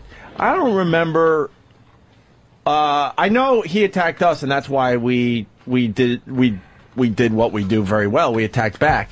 Yeah. I don't even know what he said anymore because I could the care original less. thing. I think it was something about because he was going to Sirius, right, and going to be on Howard's channel, right, which is like the person that was lucky enough to be on after Seinfeld, right. It was one of those things where he then talked about our show and how we're failing and going to fail miserably and how XM will go down the shitter and so he was just talking shit about us, right. But again, he didn't know us from a hole in the wall either. Right. So why was he starting shit? I don't know. Now that we're over at XM, there's another thing that's going on. Like we lost Grand Rapids, Michigan. Those guys were trying to say that we suck and we have no ratings and all that. Anthony and I have like a major dilemma that we're trying to figure out. This satellite radio is certainly hurting what's going on commercial radio, and we're trying to keep the two, floating. But it's tough. Because a lot of people go, well, he was like, well, your ratings sucked and you guys suck. It's like, no, we don't suck. Our ratings in New York are massive. Our ratings in Boston are massive. And on satellite radio, we're pretty much the #1 channel on the entire network. Yeah. But the problem is, if you get hooked on this show and you get satellite radio, of course, it hurts you listening on the regular radio stations. And that's our dilemma and has been our dilemma for about a year now. Yeah. Because I love the people that are writing and say, they suck now. No, we don't. There's plenty of stuff that backs up the fact that we don't suck.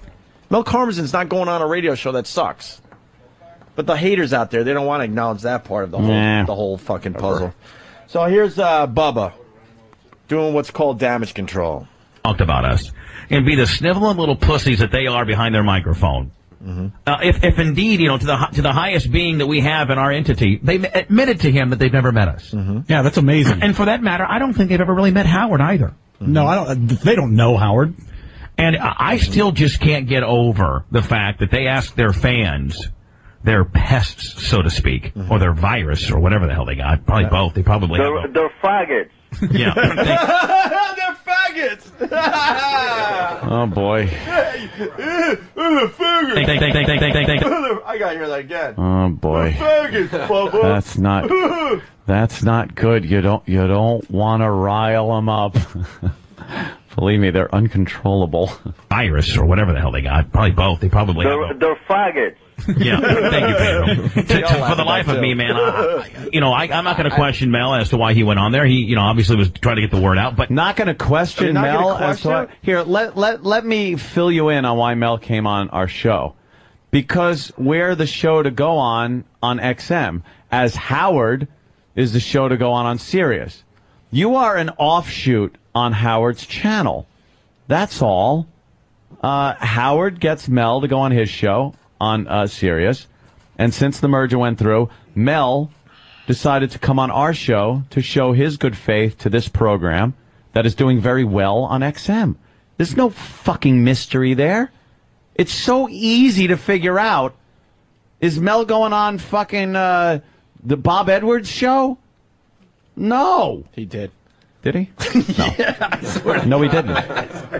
Why would he go on that show? There's no one listening. Awkward. Fuck. Awkward. God, I should have dumped out of that. No, he went on Bob Edwards? Yes, he did. I questioned that one, too, to be honest with you. All right, so now the CEO's lost his mind. Right. Oof. All right, put it this way. He didn't go on the 70s channel. Did he? Oh, shit, he did. You should have said Cinemagic. XM Kids. Cinemagic. Cinemagic. He didn't go on Cinema. He went on fucking Bob Edwards? Yes, now I feel shitty that he came on here. Honestly? I don't feel special anymore. Honestly, Bob Edwards never did as well as we did, but as far as that whole NPR world goes... Bob Edwards. He's still somebody. Boo! He's a ghoul. Yeah. Oh, that's Bob Edwards and Mel. Yeah, there's a picture of Bob Edwards and Mel on Bob's very tall. And very ghoulish. You must need a very large coffin to sleep in at night. There it is. Yep, Mel. So. Front of Bob Edwards. Oh, well, fuck me in the mouth. Yes. Welcome, Mel Karmazin. Welcome. Boo. But there's no real reason for Mel to go on Bubba's show. There really isn't. No. He's a busy man.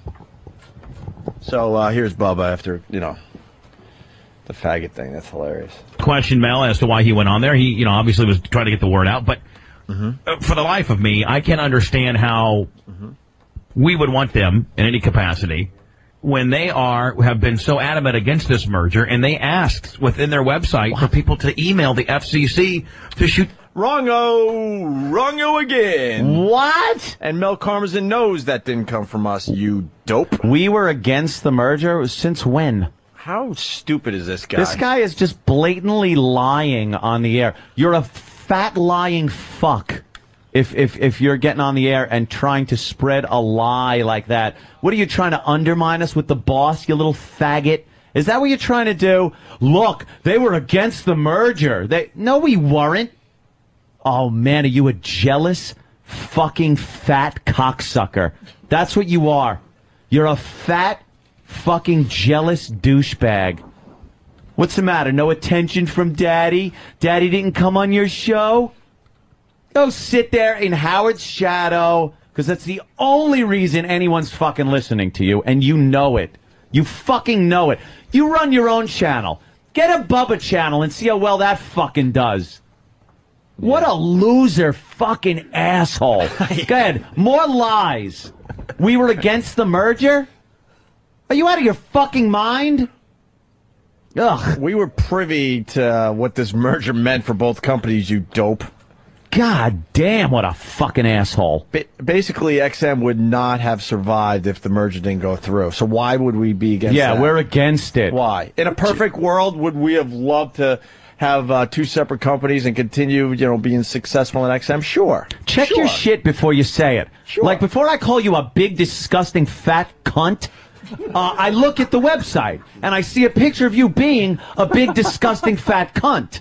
So when I call you a big, disgusting, fat cunt, it's accurate. Because I see you as a big, disgusting, fat cunt. So, but you saying that we are against the merger, you're full of shit. Holy God. Wah, wah, wah. All right, let's listen to more Damage Control. Have been so adamant against this merger, and they asked within their website for people to email the FCC to shoot the merger down. And it's like they're scrambling right now, and they're grasping right now for their next job. I think they should stick with terrestrial radio and CBS and see how that works out. Do you? Shut up. How about we do both, like you want to do, except we do it successfully? How about that? How about that, you fucking idiot? And why don't you tell the fine folks why you had to go back to regular radio? Yeah, why don't you be honest about that? Why don't you tell them that they weren't offering you much money to continue on satellite radio? Oops. And you had some bills to pay. So now you have to do... This fucking guy has to do 2 radio shows a day. We do one long one. He has to do... I believe he's on in mornings, and then he has to do afternoons. Every fucking day. Yeah. Takes a few bucks to hold on to a hot chick, doesn't it, fatty? Believe me, I know. But you're not fat. No, I got my own problems.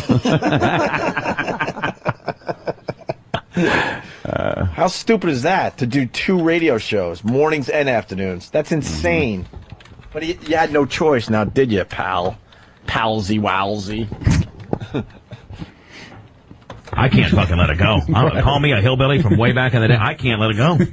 That Howard means as much to me as what Richard Fabrizi or Manson or you or the next person. That's how much I love this guy, and it's how loyal we are. Holy shit! To this Hold guy. on, hold on. This is the same dick smoking fuckwad that bashed the shit out of Howard. Bashed the shit out of Howard years ago. And because by the grace of fucking God, he appointed you and anointed you so you could fucking bow at his feet and be on his channel. Now you're talking like you fucking love to this guy, like he's your fucking war hero buddy? What are you, insane? You fucking bastard! Give me some tapes of Bubba calling Howard some of the worst fucking shit you ever heard. What was that, Bubba? Was it phony? Was it phony at the time? You didn't mean it? Well, Clear Channel... That's a love fest. Clear Channel was hoping that Bubba the Love Sponge was going to be like the Howard Killer, so what they did was they put him on in mornings in, I think... Like Hartford or some shit. Or Wasn't somewhere New in Haven, Connecticut? Something that almost got into part of the New York market, and it was like a testing ground to see if it was going to work. Yeah. And he failed miserably. And he did nothing but try to bash Howard. So they never Howard. brought him into New York City to do mornings. Because he failed miserably. And now you're just cock-smoking him. Dude, you got the gig. You don't have to suck his dick anymore. You got the gig. And like I said, this was edited too. Like there was Oh, it just there went was on and on so and on. I it was love a this love- guy. It was a love fest. He's as important to me as this one and that one and my dad and mommy and Jesus, dude.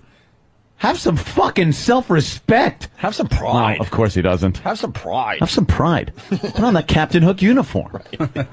Boys down at IBM expect to see. How much I love this guy, and it's how loyal we are collectively to this guy.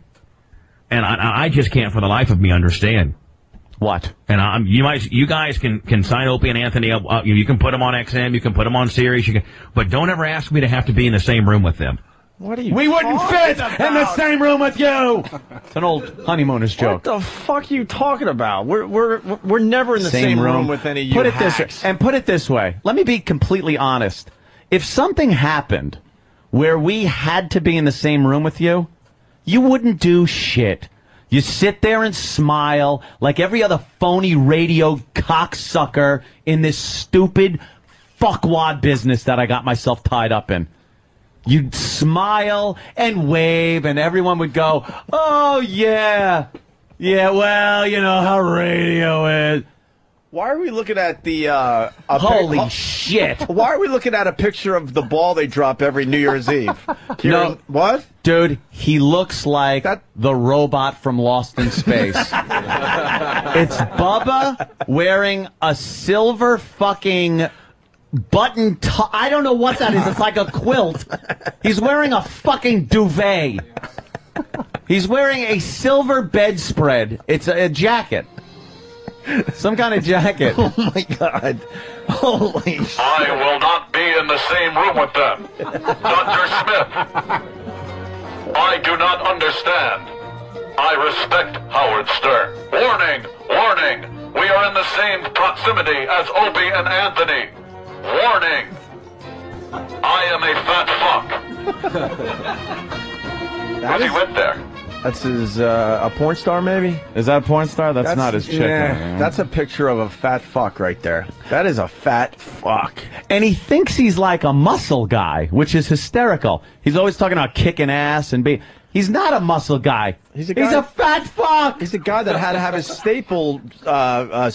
stomach His staple. kitchen staple. Here's a guy that had to have his stomach staple because he eats too much. Yeah. Sorry, Steve. Yeah, He got the Steve surgery. Like, you're not a muscle dude. So that's it. You're not this cool muscle guy. People look at you and go, wow, what a fat fuck Bubba is. And he's still a fat fuck even though he got his stomach stapled. How does that happen? Enough. You're supposed to lose the weight. He looked You're trying in to the... tell me it would be bigger than that if he didn't have his stomach stapled? Dude, he looked in the mirror before he left in that suit, too. He fucking looked and said, that looks good. I'm going to make a fucking impression. All right, well, let's listen to the last clip, because now he does some fine damage control, also some backpedaling and the backstroke here, because he did say that if we're part of the new company, it's a deal breaker for Deal him. breaker. We play the audio, all That's what that. he said. Yeah, we check the facts. We play the audio. We don't just blurt shit out, dummy. All right, here we go. Fucking assholes. I'm so hot on this deal. You know what? I don't care if they have their own channel. I don't care if they're on XM. I don't care. What did we learn about the I don't care people? Means you care more than anything on the face of the earth. When you say I don't care so many times, each time you say it, it means 100 times more that you care. And we've been guilty of saying the I don't care. See, we do try to keep it honest here, but when anyone says I don't care, that means, oh, they care a fuckload. And look, I don't care. Care. I care so much. Right. Where's the I don't care song? All right. I don't care. Hold on, we got to do a little... Stop whining. That's right. Stop it. Stop whining. Who is your daddy? Stop whining. Quiet.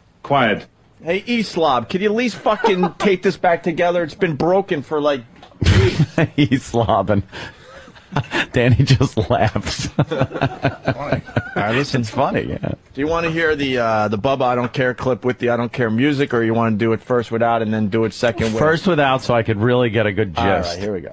Fucking assholes. I'm so hot on this deal. You know what? I don't care if they have their own channel. I don't care if they're on XM. I don't care. You know, I got to tell Bubba, because, you know, this will get back to him. Of course we get off on this shit. We got so under your skin, fatso. You can't even understand how fucking much we get off on this stuff. We're sick in the head. This is all we want from another jock, is to know we got under their fucking skin. It's so great to listen to you fucking just groveling, pretty much. That's what he's doing. This is a way to grovel to the boss, kiss up, backpedal. You know how much we enjoy listening to this? And the fact of the matter is, it wasn't even us that brought it up. No. This all started with you, You fatso. fucking started the shit with, you it's a deal breaker. Yeah. So we just, we relay it to Mel Karmazin. Yeah. Who then talked about, how, well, he's not on the board. That's what Mel said. He goes, well, Bubba's not on the board, so I don't know what kind of deal breaker this means. And then he talked about how touchy and sensitive the deal was between you and Sirius. So that was coming from the CEO, not some fucking jock that is lucky enough to be on Howie's channel and sitting there kissing up and backpedaling. Time to listen to someone that cares a whole lot. Yeah, every time he doesn't care, he so cares. Fucking assholes. I'm so hot on this deal. You know what? I don't care if they have their own channel. I don't care if they're on XM. I don't care if they're on Sirius. So much. I'm not going to like it.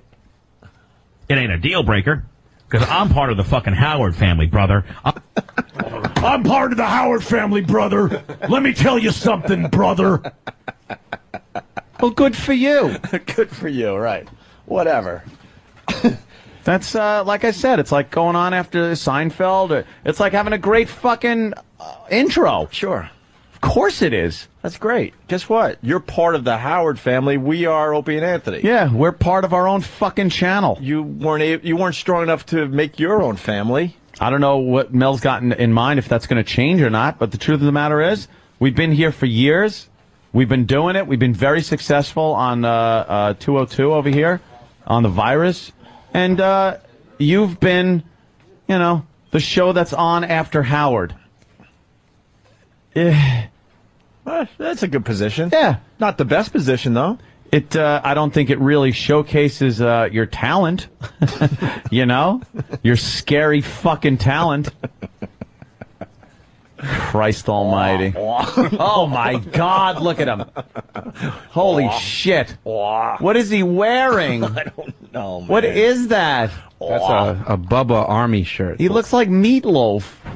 He has Bubba really Army does. shirts? Bubba Army. Ugh. He's making fun of the pest?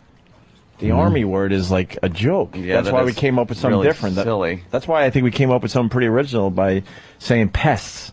Much better than calling somebody an army member. He's also wearing his own hat, by the way. That's a Bubba the Love Sponge hat. Oh, is it? Oh, that's good. I'm not going to like it.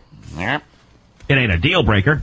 Oh, no? Because I'm part of the fucking Howard family, brother. Ooh. I'm on that team, you stupid fuck. I'm on that team. We work smart. That's our guy. You guys are a bunch of fucking nerds. Oh, God. Oh, God. Does he... Dude, you don't even understand how funny you are. And not in a good way. I think if I had to get inside his head, too, I think he, like, rants like this and says Howard, because he's really hoping for that moment with Howard. Howard doesn't give a shit about him in the end. No. You know? No. Howard's always played that way. He doesn't give a shit about Bubba the Love Sponge, you know? No. And this guy's hoping that, me and Howard. And Robin pretty much called him fat, too. Yeah. It's like, yeah, radio jocks don't have to be fat. Yeah. She goes, I met Opie and Anthony at one of the gigs. She goes, and they're not fat. And I guess you don't have to be fat if you're a jock. And then Bubba got all pissed off. Yeah, we're one big happy family. Are you? Really? They call you fat. Fucking pussies. They really are. Oh, I'm fucking full hot. I need to dap up on an Adderall right now, ASAP. In fact, you might want to get a needle and mainline it right into me. Wrap it into a fucking hero. What a bunch of sniveling little bitches. You should have heard him today, Spike. You know what? I'll have Dave burn it on CD for you to be able to listen. Okay. To. Yeah. What? As far as us when were we talking sniveling? As far as us talking to Mel? That was a very good conversation. That was sniveling? We asked some tough questions to Mel, and he answered them. I define sniveling as kissing ass, getting on your knees and sucking a fucking ass. Just shoving your tongue up an asshole so you can keep your fucking job. That's what I see. That's sniveling. Hold on, I want to do this now. You might recognize the sound, Bubba. I'm sorry. I'm eating. But it's probably a very familiar sound to you. Fucking assholes. I'm so hot on this deal. You know what? I don't care if they have their own channel. I don't care if they're on XM. I don't care if they're on Sirius. I'm not going to like it. It ain't a deal breaker. Because I'm part of the fucking Howard family, brother. I'm on that team, you stupid fuck. I'm on that team. We work smart. That's our guy. You guys are a bunch of fucking nerds. I don't get it. They really are. Oh, I'm fucking full hot. I need to dap up on an Adderall right now, ASAP. In fact, you might want to get a needle and mainline it right into me. Oh my God. What a bunch of sniveling little bitches. You should have heard him today, Spike. You know what? I'll have Dave burn it on CD for you to be able to listen. Okay. To. Yeah. Why? He's on the Howard team and stuff. Aren't we all one fucking company now? I guess. Dummy. Yeah, you dummy. You said he's the show that came on after Seinfeld, or somebody said that? Well, here's some of the other shows that followed Seinfeld. Uh-oh. Do you remember any of these? Veronica's Closet. Ooh, that was a good one. Suddenly Susan. Caroline in the City. Oops. Madman of the People. What? The Naked Truth and Fired Up. There you go. There you go. Nice and memorable. And Bubba the Love Sponge. Right. You're kind of more like the Fired Up. You're fired up after Seinfeld. He doesn't get it. Hey, it's one company now. I thought it was a deal breaker, buddy boy. The guy for years, since our first fucking day on satellite radio, has done nothing but preach our demise. Every fucking few months, he comes up with some other thing of why we'll be fired or just let go by the company or fail or something. And you know something? We've been here for years. And now the company's merged, and we're still fucking here. And Mel came on the show, and we're going to be fucking signed, and we're going to fucking be on satellite radio, and you're still just going to try to keep this thing going of how we're failing and not doing well and going to be fired. Bubba, we're here. We're on your fucking company's airway. We're going to be on your company's fucking airway. In all fairness, though, eventually he'll be right. Well, because we'll be fired or we'll retire, and then he'll finally done that before. And then he'll finally go, see, I told you. I told you. Yeah, that's what they used to do on the New York radio message board. After like 4 years of fucking doing radio, we do something stupid and get fired. I told you this. See, I told you they'd fail in New York. I told you all along. Wait a minute, fail in New York? What? No. Ugh, motherfuckers. I think it's too late. You can't use that excuse anymore, or whatever. That tact. I was when I was in the Hamptons. I'm listening to the radio, and this dude from Florida, Bubba the Love Sponge. Oh, yeah. Whose name is like Tony Schwartz or something, but now he's Bubba the Love Sponge. He was. I love that. See, I love this guy. He's the guy. There's loyalty. We're on Howard's team. We're on Team Howard. This is Team Howard for you? What happened? All this shit just go away? Look, is this the guy that you probably at some point said you'd never be in the same room with? Like you said about us? Yeah. You're a phony. You're a phony load of fucking fat shit. Ugh. They were announcing that he was coming on the radio somewhere, and between every song, they were playing songs about me sucking really bad. Really? Yeah, and I'm like, I was listening to the station because they played heavy metal music, and I was working out. Stuttering John comes over to my house in the Hamptons. We're hanging out. I said, let's go work out in the gym. We're working out, and I'm listening to a rock station. So between every song, they go, Bubba the Love Sponge is coming. And then they would play examples of Bubba the Love Sponge, which was basically my show. Uh-huh. And then, like, he played one song that had Kermit the Frog singing about sodomy. Because he's crazy. He's wild. He's a wild guy, Bubba the Love Sponge. He's so wild that he'll have Kermit the Frog singing about sodomy, which was like, whoa. You know. I want to apologize to Howard because that's basically what we're saying, and I swear we're not ripping you off. Oh, my God, Bubba. That's the same feeling we get when we listen to this guy. Wow, he's wild. He's unpredictable. You don't know what he's going to do next. So, Bubba, do you listen to these tapes at all? Hey, Bubba, do you remember this? How does it feel now? You're on his team now. Yeah.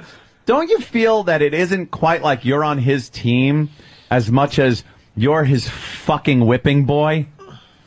You know, oh, man. Gee, that's different. Is that a bit from 20 years ago? Well, then I guess on tape he comes on and he goes, I'm gonna, Howard Stern sucks, he's old. I mean, I think this guy's older than me. And he's been around. As long. He goes, Howard Stern, and they all yell. Howard Stern sucks, man, and you got to give me a chance because he sucks, and you might think I suck, but you've got to listen to me because you know maybe it's time for the new kind of show, Bubba show. So I'm like sitting and listening to it. I go, okay, you know, maybe he is better than me. Let's hear what he's got. He's doing Kermit the Frog, singing about sodomy. There's your man. There you go, buddy. There you go, Bubba. It's so weird because we were working out and I listened to these guys badmouth Howard. I'm like, does this bother? He goes, no. I just want to hear music. Right. You know, the guys. Enough of that. Because John goes, I'd be really mad. I go, mad? I go, this guy's devoting an entire show to how bad I suck. But it was bad bits. It was bad, like, song parodies. Yeah, right. And then he's like, and the guy's saying how old Howard is, but this guy's been in business 15 years. He's got to be the same age. He's the same. He goes, I know. I mean, he's been around we've been hearing that name for 15 years. And wow, and this tape is old. He's been around a long fucking time trying to make it into, like, the New York market and all that shit. You know, it's one thing to succeed in Tampa or Jacksonville. That's kind of impressive, but he never really made it in the big markets. No. But what's really somebody who's doing something different. What's mind blowing is I'm sitting there working out and I'm hearing Bubba the Love Sponge talk about how I'm different. Wait till you hear my show, and then he's doing lesbian dating game and playing naked girls. He's not even playing a good song parody. No, bad song. Bad song parody, and the guy's older than I am. Been hacking around all over the place. Well, that's the new thing. Howard's old. Listen to me. Hacking. Don't mind my age. Yeah, Howard's old. Listen to me. And you know what? You're old too. Just forget my age. You're not a young man. Stupid. It's just so dumb. The whole business has gotten dumb. And you know what? I've moved on in my mind. Yeah. There you go, talks Bubba. like he is the wimpy kid on the playground hiding behind Howard. He can't even stand up for himself. He needs a team. What a fucko. Why didn't you just fucking talk and be honest and just, if you don't like us, bash us for whatever reason. Be accurate. Don't fucking lie like you did about us saying we weren't for the merger. That's ridiculous and bullshit. And then just, use your own merits to argue your points. Not Look, I'm on Howard's team. Oh. It's the my daddy can beat up your daddy fucking routine. You stink. You fucking stink. They better never ask me to be in the same room as Same them. room. You'll go there. You'll be in the same room. You'll smile and wave because everyone's a fucking faggot in this business, including you. Ugh. God damn. Go wear your fucking bedspread suit. Your big fucking pleated button tough fucking bedspread. What the fuck? How do you size that? California King, please. It looked like one of those thermal suits, you know, like when people have to get really close to lava. Yeah. If I didn't know any better, I thought that was like a waterbed on the red carpet. Yeah, it was fucking. He was wearing a bedspread. He was wearing his waterbed. Oh. And he just looked like, I'm a sharp-dressed man. I am getting the fuck out of here. Look at me. Yeah, I'm going to come rolling up. People are going to go, who's that? And other people go, oh, that's Bubba. No, you get out of the car and people go, holy shit, dude. What the fuck is that? Dude, that's some asshole jock. I forgot his name. But look, he looks like a bed. Wow. Douchebag. So, Bubba, before we move on to what I'm seeing, which is just beyond amazing, and you guys got to see this, Bubba, I'm happy to know that we're still getting under your skin. It makes my day. Makes my day. Yeah. There's a video that's on CNN. I'm sure if you do a little YouTube or Google search, whatever the fuck, they got video. Oh, look how sad she looks. Yeah, she's a little upset. Who had come to take the dead moose away, they were able to get away unharmed. She looks like a unique effort to revive rare turtles. It is happening in Cambodia. Hey, Rock, watch me get eaten by a bear. They got video of a grizzly bear killing and taking a moose away so he could go eat it. And she was really depressed after she saw that footage. I was starving. That video is amazing, no? Yeah. Where can people find it? I'm looking for it right now. Yeah, all right. Well, we'll turn you on to the video. I mean, you're good at the search. I understand that. But CNN just played it. Holy shit. That grizzly bear just dragging the moose into the woods so he could eat it. All right, quick break. We'll wake up Patrice, and we'll continue with the Opie and Anthony show.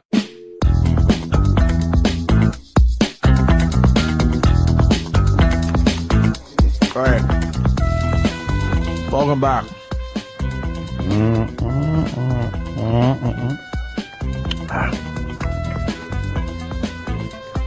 Good morning, Patrice.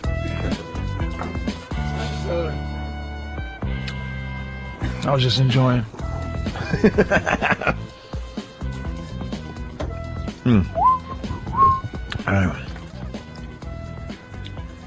What was that? We're trying to get my sandwich down. Oh. Yeah, I munched up. Patrice is so sleepy. I know. Go home. Yeah, no. He had a long night? Long weekend? Yeah, it's been a long weekend for everybody. Has been. I know. Speaking of which, do you mind if I get pretty outrageous here with something I'm about to read about you? Go ahead. I want your permission. I don't know what it is, but It's going to be bad. Go ahead. All right. Stephen S. from Bayshore writes, Patrice is sleeping? Now's a great time to chain him down and ship him back to Skull Island. Oh, come on. I didn't know I was asleep. What? Wait a minute. All right, hold on a minute. You've been out for a while. No. What did we do on the show? You was talking about Bobby the Bobby the squeeze toy. And who's Bobby the squeeze toy? He's a guy that works with Howard on Sirius Satellite Radio. All right. And Good. you called him a lot of fat things. Mm-hmm. And Anthony called him some things about his suit. The suit, right? He said danger, warning, danger. Right, okay. You remember that? Well, he was kind of conscious, semi-conscious thing going on. You call him Fatty Fat McFatty. Right. And more fats. And fuck him and fat. And break. And how long do you think that took? That was almost an hour. Oh, okay. So I was there. I wasn't asleep though. No, you're just in a relaxed state. I wasn't really. They're all nodding their heads, Patrice. Of course they are. What are you going to ask them? Did Patrice fuck the floor? They're going to nod yes. They don't count. I was there. Yeah. I just was waiting. I didn't have nothing to add. He knew everything, so what are you going to say? Yeah. Patrice, we got the porno titles together for you. Here, I'll give one to Amp. Ooh, Patrice came up with a great observation on the other side, but we couldn't do it because you got to keep it, safe over there. Yes. But basically, with what's going on in the world, with political correctness, black versus white, all that crap, what'd you say, Patrice? I don't want to like. It basically, porn is the only place left for honest racism. No fucking, they don't dance around anything anymore. Right. If you watch some of the titles, there's fantastic titles. You want to read some of these? Sure. Yeah, in the quote real world, you'd stay away from the whole black-white thing, but not in porn. Not in porn. Not for a second. And not only is it like they challenge the language, it's what they're doing too. It's like, right. Ouch nigger is, would be. What can we do? We can't say the N-word. No. We can't make fun of Asians. No. What else, Anthony, have they taken away from us? The gay thing, a lot of gay references can't be used. Right, sure, all that stuff. All right, with that, Patrice? The first one is a genius one called, "Oh no, there's a Negro in my mom." Where's that? And it's of a guy that's supposed to be a son. Oh, okay. And a kind of older MILF lady, kind of looks a little like, the Peg Bundy kind of lady, kind of hot with black hair. Yeah, she's all right. And here's the fantastic thing. There's a black dude fucking her, but she's not paying attention to the fucking. She's looking at the camera to take her picture as the "oh no, there's a Negro fucking my wife" lady. Right. And the guy is doing the Home Alone. "Oh no, there's a Negro." The second one is, "Oh no, there's a Negro in my wife." In my wife. I guess it's part of the whole "oh no, there's a Negro" series. There's a "oh no, there's a Negro" series. Yeah. And the word Negro is spelt out in bones, which I find very funny. Yes, absolutely. Oh, it's hilarious. But the fourth one is, and this is by Grip and Cam Johnson. Mm-hmm. This is called "I Can't Believe You Sucked a Negro." Right. And another one called "Sharon's Negro Problem" with the title. Wait. The funny thing is, they list the Negroes in this film. It says the Negroes. Yeah, the Negroes, and then it's Lee Bang, Byron Long, who has a giant, and she shouldn't believe she sucked that guy's dick. It's giant. Yeah. Guy De Silva, who's really should be retired by now, and a new guy called The Rock. Oh, and Devlin. So these are kind of old school dudes. Okay. And then old black cock. The bigger, the blacker, the better. Sharon has a Negro problem 4. You can't stop them. You can only hope to contain them. But it says on the box. And then then the guys came up with some more porno titles. Oh, it's delicious. Showing that it's alive and well, this racism in the porn world anyway. Cum drenched black faces. Mm-hmm. I wish they had a box for that because I would love to see that. Sure. We got Kung Pao pussy. Yep. Yep. I like the abominable black man. That's a good one. In this day and age where you're right, this is the last bastion where racism. I'm saying this is, and this stems in my mind from the fact that the whole Don Imus thing, that the whole thing of defending him back when it happened was, you think you're trying to stop white people from saying nigga? White people don't say nigga. No. It's like it's stopping me from being able to say what the fuck I want to say. Yeah. And now nobody under any circumstances over at CBS, no time can you say the N-word ever under any circumstance, under any contents. Not even black people can say it if we wanted to. And how crazy is that? It's really crazy. Makes no sense. Which was the ultimate plan in the goddamn beginning. was like, who the fuck says that? No one. But white people say it at home. Yeah, like black people say it out. So this is it. Porn is it. Porn is where, you know. Yeah. Slant eye for the straight guy. Which, you know, it's a dude just fucking up Chinese. Oh, yeah. Mommy Culo Grande. Big Puerto Rican bitches.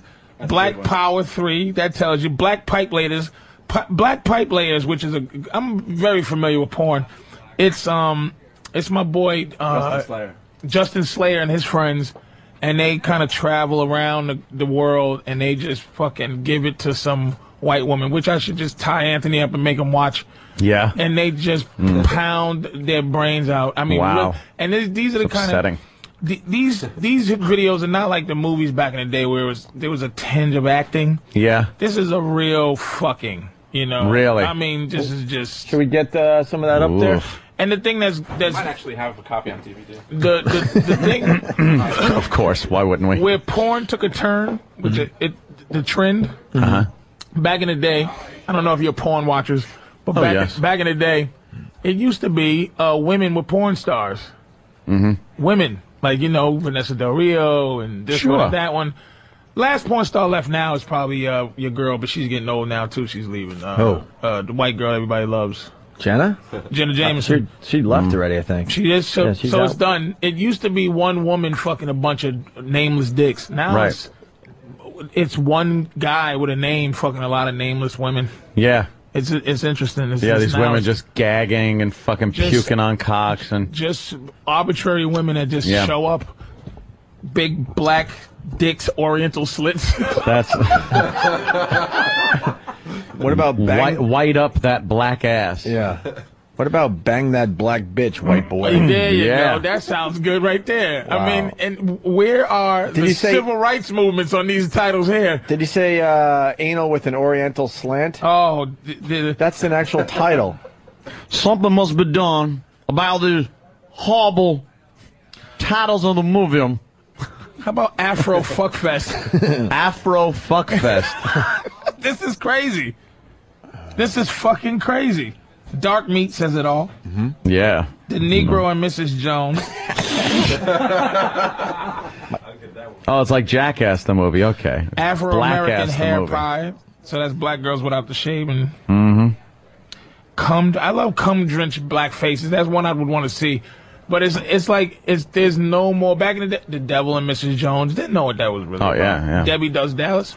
They put little stories to them, I think. Taboo. Yeah. You know, and now it's just. I don't like stories with porno.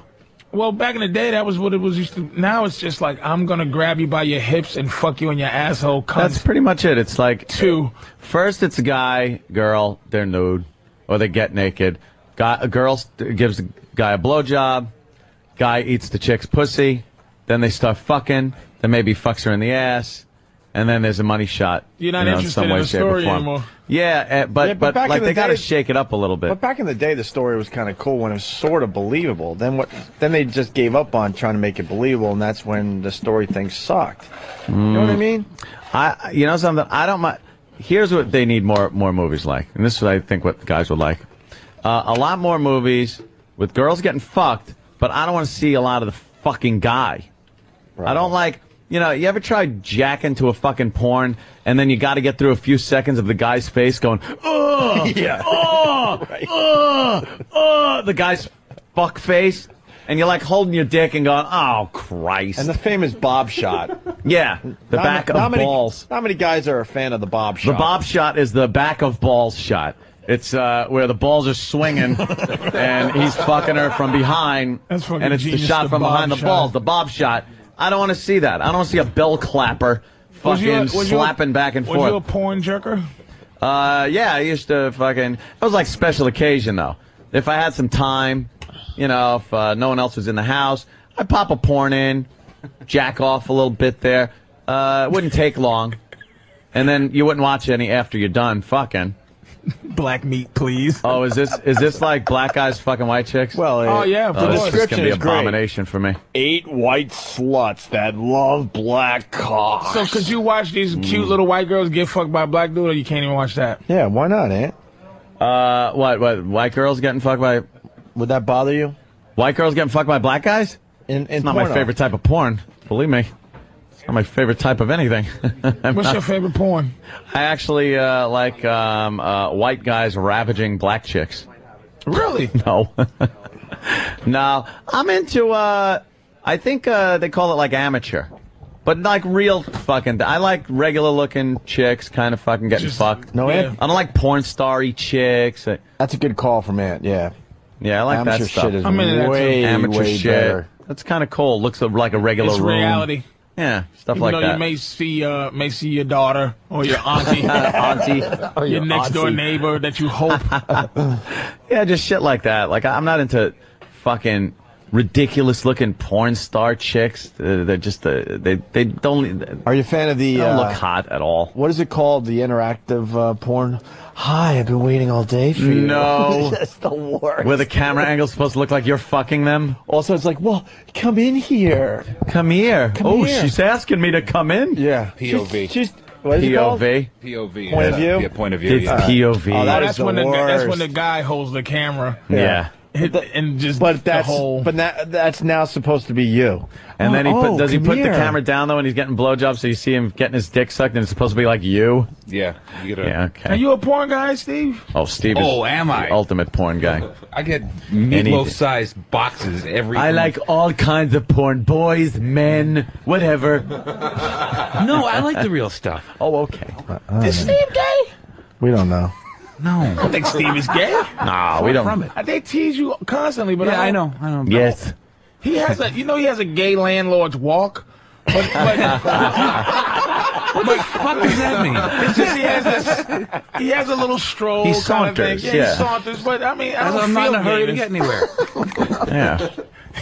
Gay landlord walk. Yeah, like somebody that just I tell you my sink is stopped up and you come in with slippers and you stand with like Mr. Furley. like a gay Superman stand with his hands on his hips and just goes, I don't know, I guess I gotta get somebody to come in. I just looked up at the TV and I was ready to say, I swear to God, I think CNN just lost their minds. Oh, really? Yes. Okay. Because in the studio, a lot of people have seen it at this point. There's so many flat screens as like every news station possible, so we could be up on shit. And I look up and I see "Kiss My Ass 4." Kiss My Ass 4. And hardcore stuff going on. Textbook Pussies 5. How can any guy not? This is what kills me. How can any guy with just countless numbers of stinking ass bitches not be able to get pussy? I don't. Where are these girls coming from? 18, 19? Midwest. Oh, this is bad. Huh? They hit them up before they turn 19 and 18 years old. They Christ. get them when they're younger, and then they sign them when they're 18 or 19. Wait, what's wrong, Ed? Oh, God, what is she doing? What's wrong? Oh, my God. Yeah. It's white chicks just getting ravaged by black dick. Well, and it's Black Meat 4, please. Yeah. Imagine that chick's dad Black just tips, looking in white going, clits. oh, my God. Holy shit, look at that. Oh, The guy can only get it halfway in. What the fuck is that about? God damn. I'm gonna ruck your dick, starring Susie Ruck fucking your- Shank. Oh, God. All right, let's listen to some of this dialogue too. Feature part of our presentation. Ongoing effort to help you make an informed choice in the election. Oh. We're going to put Oh, I was going to say, wow. CNN has lost. How does a black cock have to do? What does a black cock have to do with the election? Holy shit.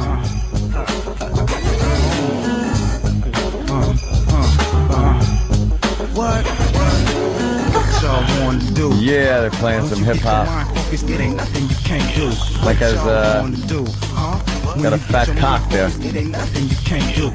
Come on, come on, come on. Yes, I am Nika.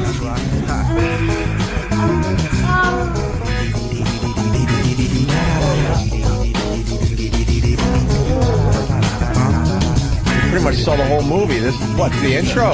Yeah. Oh shit, that's gotta hurt. Wow. This guy's sporting a fucking baseball bat. Cock.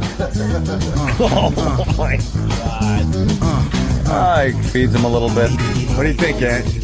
That was like the preview, but it was basically the whole fucking movie. Wow. That's reparations right there, if you ask me. We're even. What? We're even. That's reparations. Are you fucking kidding me? That was happening during slavery time. It just wasn't legal.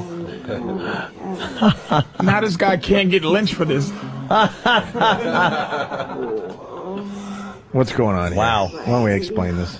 Got Looks two like girls. she's petting a horse neck. Shit. That fucking thing is stretching it out. This is a great life to live, I think, if you just say like you know that the rest of your life is gonna suck after this. Dude, black guys got like an extra like bone in their what? I don't know. They got like an extra part in their cock. What was that? It's an extra muscle or something. It's called more dick.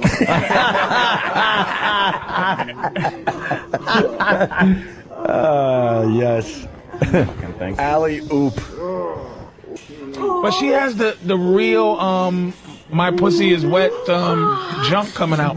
Yeah. See, Anthony's familiar. Your dick is big enough to see extra things come out the vagina, right, Anthony? He's a little, sometimes some stuff comes out, right? Do you hit blood organs? Do you hit the backhand? We were talking about that the other day when you hit the back and feel like... No, I'm asking, do you hit the back? You feel some shit in there. You hit the back? You can hit the cervix, yeah. I'm saying, do you hit... I've hit cervix, I'll be honest. On a regular basis? Is there a pussy where the cervix was not hit? Maybe if I'm not, feeling it. Fully? Yeah, but fully, you hit the cervix. Son of a bitch. Yeah, you gotta hit the back wall every so often. Yeah, I know people do, but yeah. I wish... You never back walled it there, Patrice? My fingers. Where is it now? I can't believe... We've been listening to this for about 20 minutes. What? Yeah, are we doing a radio show? You fucking assholes. I just can't believe watching there's porno. somebody, there's people home just listening to this.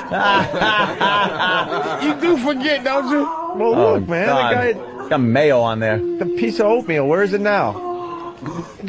Oh, boy. That can't taste good now. Oh, God. That's got it. There's just so much white shit all over. Maybe you just can't see that on white guys. Oh, shit. He's flirting with... You can't see it just like you can't see tattoos on black guys? Yeah, like, maybe that's it. You can't see pussy juice. There's just on white shit all over his dick. She spit right on her asshole. That so that's got to be next. And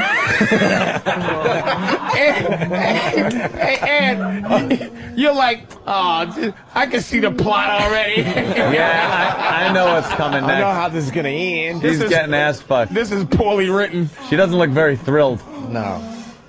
I came to America to get the education, maybe go into a nursing school, and now big Negro fuck me an asshole. Sisterhood of the traveling black cock. Oh, yes, everyone tells a story. Yeah. No, don't lube that up. Come on, fast forward. You want to see? Fast forward to the to where everyone tells her it's over. Oh, he's got two fingers in her ass. Right. This is all right. He two fingers in her ass. All right, this guy's getting ready. Oh boy, he's getting ready to dive in. Oh shit. Oh boy. Oh, this ain't gonna be good. Oh, he's stretching it out. He's getting shit. ready. Yeah, he knows what he's got to do to get that fucker in there. He's stretching it open. Oh no, this can't be. Oh no. Here it goes, folks. This part of the movie called Here's your slavery. Oh shit. Wow. That's that move. God damn it. Here's your slavery, buddy. Diapers for the rest of your life. Yeah, this is called Hey, You Brought Us Over. Oh, God damn. Didn't you see how big my dick was then? Oh, that's... wow, she's gaping. Yeah, she... All right, we're fast forwarding. Oh. God damn. Holy shit. Anyone else getting the urge to sing opera? Because all you see is... Yeah, her asshole looks like... A little on top. Yeah, you got to get all the positions in before the big money shot. All right, we're fast forwarding. This is the longest fuck scene in history. No kidding, man. Already. Godfather 3 of fucking here. Jesus Christ. Now he's just piling them up on top. Here we go. Oh, shit. A little for you. Wow. Oh, damn. All right. Close that left eye. You fucking... You think the director was pissed off that he shot the load over her head like that? No, the He said director cut. wasn't. No, that was a great one. I think that was a one-taker with that line right over her eye. Yeah. Can't open it. She has to guess where that giant dick is. That's a proud moment. Proud moment for the white race right there. Gotta tell you. It's getting a load of jizz right in her eyeball. It was your fucking fault. Now, if you elect Obama, no more of these videos. That's it. He promises. Hey, I know we want to move on, but there's two Booby Man who's always good for one in Brooklyn. He writes, think that is bad. Look up Cockzilla. And then he writes, why do I know this? And then you got Greg in Philly. He writes, you guys have to go to awnigga.com. The guy sticks his nuts in a chick's ass and his dick in the pussy. Oh. What? Could you go there? Don't go there. Can you go there? How do you do that? I'm trying to think of how to do that. I don't think you can do that in animation. I don't know. That's why. I think that's something I've never seen right there. Yeah, that would be new. That would be a hell of a trick. Yeah, it's new. Can we go there? Mm-hmm. All right, we're gonna check it out real fast. I guess. Here. What? This right here? These bitches sucking. Maybe they got it. Hopefully they got it spelled right. We'll find it. I'm sure. It's a fancy spelling, and we'll. They're corny. Oh, jeez. Fake. The fucking... I hate fake bitches. This is terrible now. They're corny. These two are corny. The chick from that 70s show is going to get ravaged by a black guy. You know, it's funny because if this is the video that I'm thinking about, we were actually just talking about it on the way over from TV. Oh, really? Oh, really? Get it up on the big screen. Get it up there for the fine people on the bleachers. All right, hang on a sec. I want to thank these guys for coming out today. We're a bit tired from the weekend, the big comedy show. That was a success for the most part. Of course. Do want to acknowledge Mike that. Birbiglia. That got a little awkward. Can we go full screen on this motherfucker? Yeah, it's not loading, unfortunately. Yeah, loading. We might have gave out the URL a little too soon. I could probably find it. I'm pretty sure I know which one this is. Yeah, you guys are pros. You gotta love that. Have you seen this? If it's the one I'm thinking You've of, seen yeah. it? Yeah. It's infamously called the Booyah video because he says Booyah at one point in there. Really? But yeah, this is video. If it's what I'm thinking of the act that's typically known as the dog in a bathtub. Yeah, here it is. All right, let's go. It looks like it. He's shoving his balls into her asshole. What? He's trying. He's trying to get his balls. He's really squeezing them tight. And there's no way he's gonna get that in there. Ow, that's gotta hurt. How do guys have no nerves in their balls? Where they can shove it in there. That's right. Oh, man. Freak that bitch out then, Tom. Freak that bitch out, Tom. Oh, nigga. Nigga. Nutsack in the asshole. Nigga. I don't know if I can just be like, that's my boy. Wait. Nigga, what? Nuts in the ass, dick in the pussy. Use a nasty girl, ain't clown. Yeah, baby. Nuts in the ass, dick in the pussy. Oh, shit. Hell what? Now, I'm finna go try this at home. He's got his balls in her ass. Keeping my nuts snug. I ain't gonna let the nuts out. How you like that? That house should just be wiped with a fucking Tech 9. Oh my God. Just wipe the whole house. Dude, his balls are completely in her asshole. He didn't be peed any goddamn way. Look at that asshole. I don't even want to let my nuts out. Yeah. Goddamn. Yeah. I like the guy who's just going, nigga. They don't pop out? No, I guess this must be the short version. Oh, too bad. All I gotta say to white people is, You know what? After seeing that, it's official. They've done everything they could possibly do in porn. Yeah. Yeah, but you gotta watch the whole thing because the ending is really what makes it. What happens at the end? Well, I think Travis just linked me to. Is the full video? Is the full version? Oh, you don't want to ruin it. All right, don't ruin it. Oh, it's the quick clip? Yeah. Okay. But it'll have the ending we want? Yeah. All right. Hold on. There's the quick clip. Can you go full screen on this? Actually, no. On this, I don't think I can. All right. Here's Here we go, Ant. Booyah! Booyah! You could actually hear the nuts come out of her ass. Yeah. Yeah, wait. Do it again. I want to hear that. You actually hear him pop. Listen. Vacuum packed. That was like a vacuum seal opening up. And that wasn't no bullshit ass impressed by his boys. They were like, oh shit. Oh damn. Wow. Booyah. Booyah. Booyah. Holy shit. Oh, There you God. go. We're still, that ain't right. cool and poor, nigga. If you guys That ain't want right. one more, Dude, if you call the regular show tomorrow, regular radio, you got to end your call with booyah. Booyah. And we'll all be chuckling because we know what it means. Booyah. What do you got, Danny? well, it's one of the greatest porn bloopers of all time because it kept looking like in the DVD that you guys were watching, like he almost went into the butt, but he didn't, and it was some scary moments there. What in the butt? What is in the butt? He's going for the regular place and just brings it on home by accident. And one thing to look out for is her leg twitching like a dying animal during the impact. This has been floating around the web for a while. This one's currently on eFucked. Like of course, it's called Sorry Wrong Hole. Degenerate video I watch is on. All right. Nice. Yes. Nice So set of what's the most teeth. sensitive part of your body? Any girl's most sensitive part of their clit. Wait, what? Their clit. What are you talking about? C-L-I-T. What's that? More sensitive than that. I can believe we can find something more sensitive than that. She's getting railed from behind. Watch this.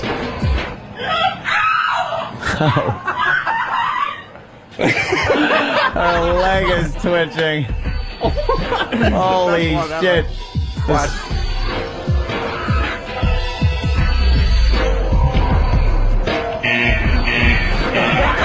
Oh my God, he buried Wow, he buried it. She's screaming.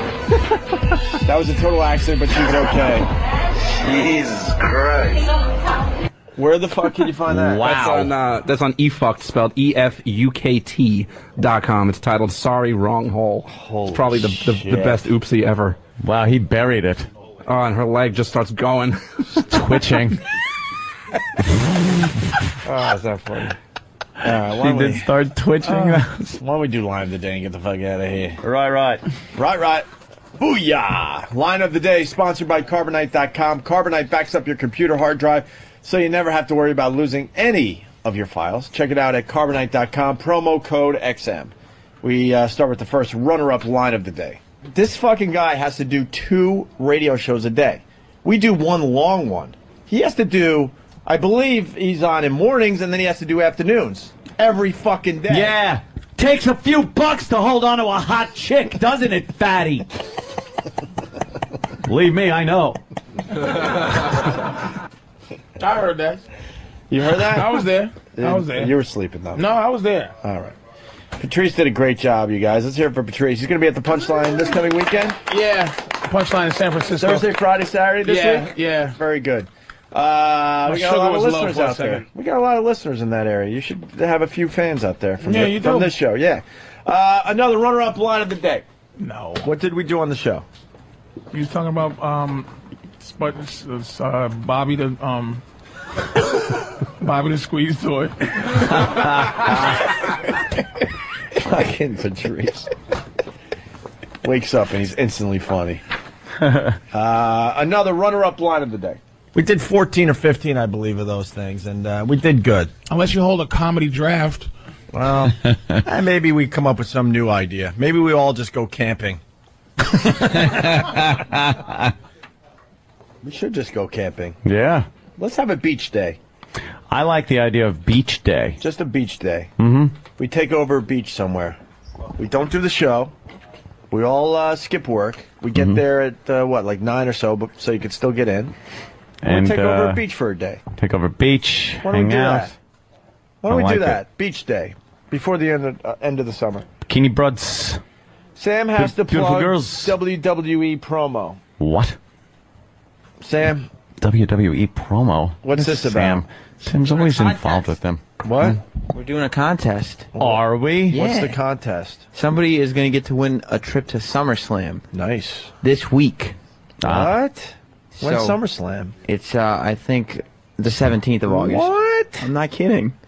But you have to create a wrestling character and then do a promo. Oh, boy. It's going to be great. And you have to cut a wrestling promo. What? About either Sam or E-Rock. They're fighting Sam or E-Rock? Yes. As they're like, all right, so you come up with a fake wrestling character. All right, I'm with you. Right. And you're now in a big match between either Sam or E-Rock. Right. Oh, that's kind of cool. Right. And then you... Exactly. That actually might work. And then email the promo to me. My email address is sam@opieandanthony.com. I'm going to grab you by your dry hair. Patrice is going to win a trip to SummerSlam. Comb your face because it's hairy and it bothers me. Hoo-yeah! Booyah! Then like, Booyah!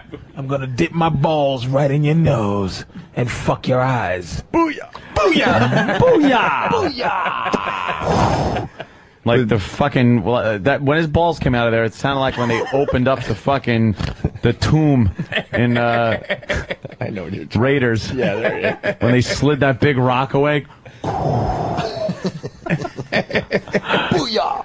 Booyah! I didn't get a booyah out of you. Booyah! All right. Ooh, yeah. So what do they do? They send it to your email address. Yeah, send it to sam@opieandanthony.com, and then the best ones. But Sam, you get a lot of email. You want them to send cockpit? No, wrestling promos, not cockpick, so you know it's for the contest. No, no. How are you gonna know if it's for the contest? You could just have it like in the subject line. You could write WWE contest. All Something right, like that. so and then when you open it up, you'll be surprised when you see the cockpit. No cockpit. That's brilliant, Sam. No, fucking brilliant. All right, Your and chick's then, not gonna be on to you. That's brilliant. No, I'm not after subject cockpicks. line WWE contest. Open it up, cockpick. No wrestling promo. Brilliant, motherfucking I'm going to brilliant. choke you out, you albino. Yeah. But the top few get to come into the studio on Friday to perform their promos live and in character. Well, when you mean live because they're going to be here, but not live on air, right? Because that'd be crazy. Live on the air. How about you do it in the back office? Well, and then you decide, then you come in here and tell us what's choke you around your...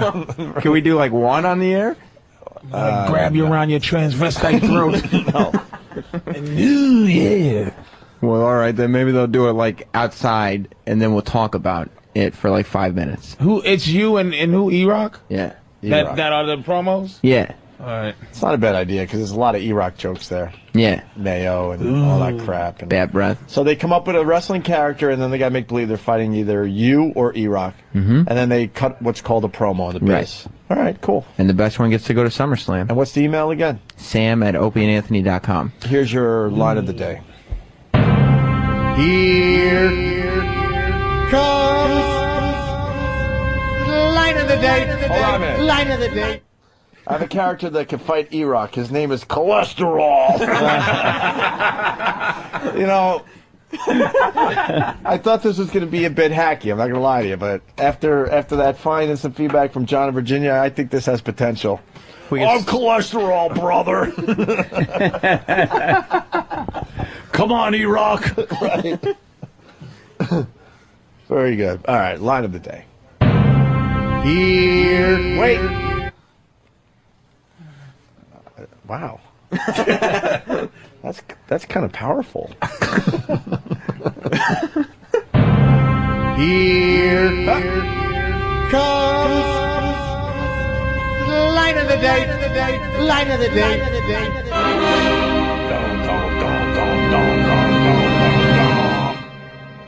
They got like an extra part in their cock. What was that? It's an extra muscle or something. It's called more dick. Yeah. Booyah! Booyah! Booyah! The big booyah goes out to Patrice O'Neal today. Booyah. Punchline Thursday, Friday, and Saturday in San Francisco. PatriceO'Neal.com. What else, Patrice? Nothing. Thanks for having me, sir. Appreciate it. And you sort of had fun at the virus show Saturday? I fucking absolutely did. Yeah. No bullshit. The hour before you go on is taxing, but the rest of the time hanging out from 6 o'clock to 12:30 is beautiful. It's a lot of fun. And this year we ran like animals from the signing. Oh, I We know. still went out to say hi, but I will say You completely left with your girlfriend's horrible family, and this young man stayed and fucking extended his stay a little longer. I saw him over there. It was just me, him, Opie, and I think Bobby. Bobby, you stayed out there for a while? Stayed out there for a while. But I did mine beforehand. I got there at like 1 or 2. I got there at 2 o'clock in the afternoon. What? And I was in the parking lot hanging out, tailgating with people. Well, let me apologize for I was accusing you of doing being a before. piece of shit. I'm See, sorry. I got the pre-drunks, and you got the post-drunks. Yeah, so. All right, I'll apologize. With all there early. I got in a lot earlier than I was going to. I thought you was a douchebag, which is my favorite word y'all say. I know, douche. And I apologize. And I think a lot of them stayed and sold